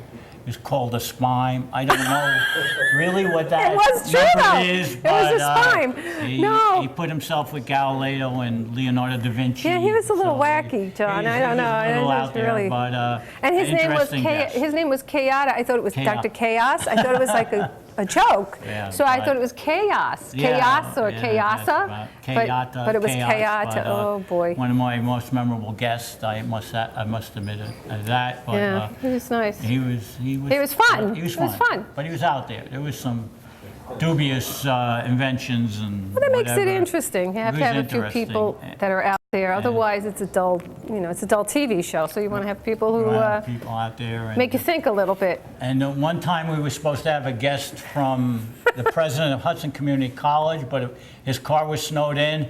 So Diane and I just kind of winged it for about half an hour. Yeah, we just talked a lot. It was a very funny show, and actually one of the most memorable shows, and it was good. Yeah, that was good, John. That was Yeah, a it good was show great. that we just kind of winged it, but we had a nice half-hour show. So. Mhm. Yeah, so we didn't really always need guests. We didn't always need We had a guests. lot to talk about, because there was so much going on between your classes and your Right. outside activities. Right. The only thing that you couldn't talk about, I don't think, was any time you ran for office, right? There was Right, that. I couldn't Because say then anything like everybody else needed equal opportunity. Right. And in Hudson County, that would have meant 500 more TV shows, right? Yeah.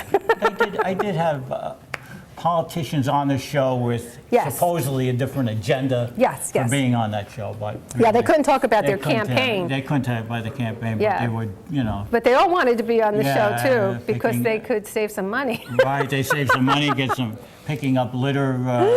That was their agenda, but it really was, Yeah. they had a picking up litter campaign or something like that. But, Yeah, yeah. But, Diane, it's been a pleasure. It's been a pleasure, It's been a John. pleasure. I'm so And I glad hope that to you see stopped more by. of you, too. Well, I hope so, Now too. that you're retiring. Yes, I'm retiring, and my wife wants to take me down to Slickerville, New Jersey, wherever that is. I don't know. I never heard of that. I never heard of it. Slickerville? But she likes Slickerville, New Jersey. Is that a new So, town? yeah. It appears once every 100 It appears years. somewhere in southern New Jersey that, I never heard of that. I never heard of it. I don't want to go down there, but. Oh, you have to go. Just the name alone, you have to go. Slickerville, right. Yes, Okay, Slickerville. Once you get there, it'll be even slicker. Right. Now Even called slicker. Slicker-Erville. Slicker-Erville. It's a very but, unusual place. Very yeah. unusual place. Anybody that's watching this that's from Slickerville, my My regrets, That sounds like a new place. Part of my, Prague's a wonderful place, and I don't know, but anyway, Diane. The man from Slickerville is on Man the from phone. Slickerville. That's your next guest. That's my next town. They'll be Skyping me in from Slickerville, New Jersey, on WHIT. Okay, that's good. That's But good. Diane, thanks so much Thank for you, John. coming Aw. and JP's place. And thank you. Thank you. Thank you. Yeah. So if you were lucky enough, I had to go to Memorial High School. I didn't have that kind of privilege. But if you were lucky enough to go to a little jewel on 54th Street and Broadway in West New York, the school's been around for a while, but especially I think the 70s and 80s, you would have been going to St. Joseph's of the Palisade High School. What's the big deal about that? Well, let's talk about some of the staff there. First of all, the principal, Mr. Frank Gargiulo. Second of all, the English teacher, Mr. John Pluchino. Third of all, what did you do, Miss Bellotti? I taught English. And another English teacher, Miss Bellotti. A lot of English going on over there, okay? History teacher, Mrs. Skirbo. So they really had our own Mr. DePiro on the swim team over there. So we really have this St. Joseph's connection, and they've brought it over here. Now we have a very special guest, besides John, of course. We have Joan Marie Bellotti, a former St. Joe teacher, now here at High Tech. Joan Marie, would you say the best teacher at High Tech? I think we all agree with that. Okay, without any further ado, the two #1 teachers here, John's leaving, so now guess who's #1? Like she didn't know it, right? So, you ready to take over the reins as #1 teacher here? All right, great, very articulate. What do you teach, English? Fantastic. That, definitely a dangling participle. Okay, without any further ado, I can't wait to hear this interview. Here's gonna walk off. No, she's not. I will. No, she's I have a attached to the class. microphone. Here's what I want to go over. Yes. John in the 70s, in detail, okay? What it was like to work with John, all right? Who was here first, him or you?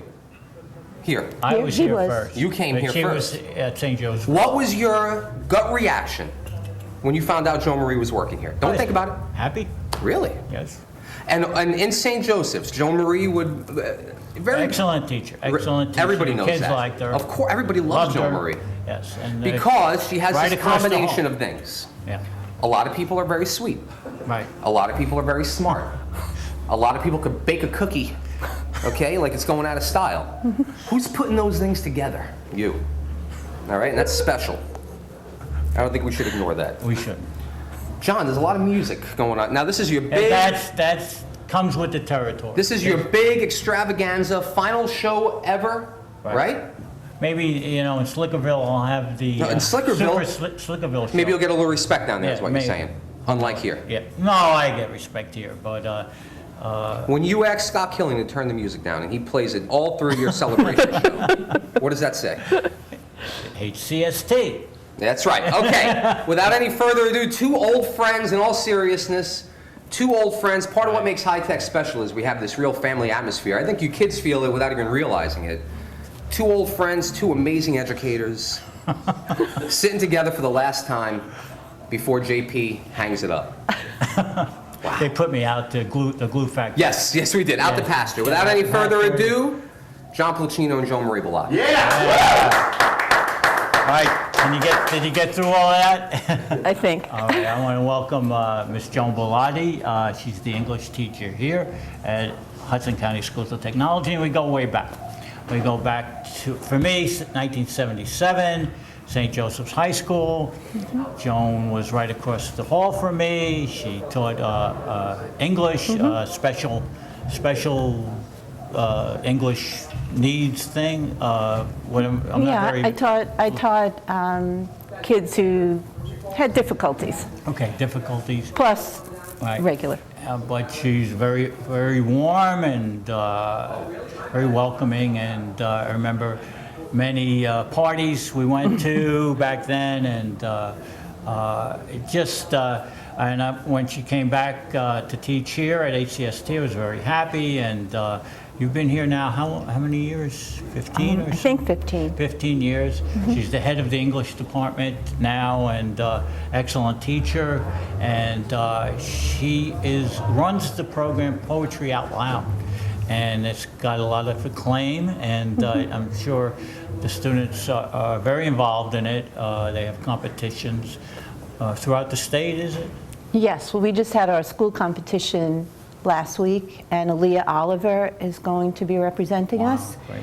And it's the 10th year of Poetry Out Loud, so at High Tech we got into it the first year, and we've had one student who went to the state finals, which was a really great achievement. But I think anyone who participates, it's a great achievement. And what exactly is Poetry Out Loud? They take a poem, or they write their own poem, or what's the format of it?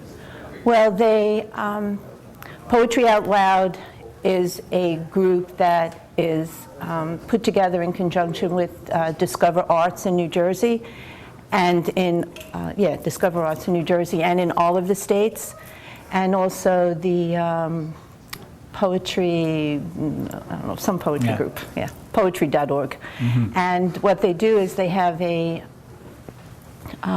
anthology, and the kids have to choose 3 poems. One poem is pre-20th century, one is 25 lines or less, and the other can be from any period that they want. Right.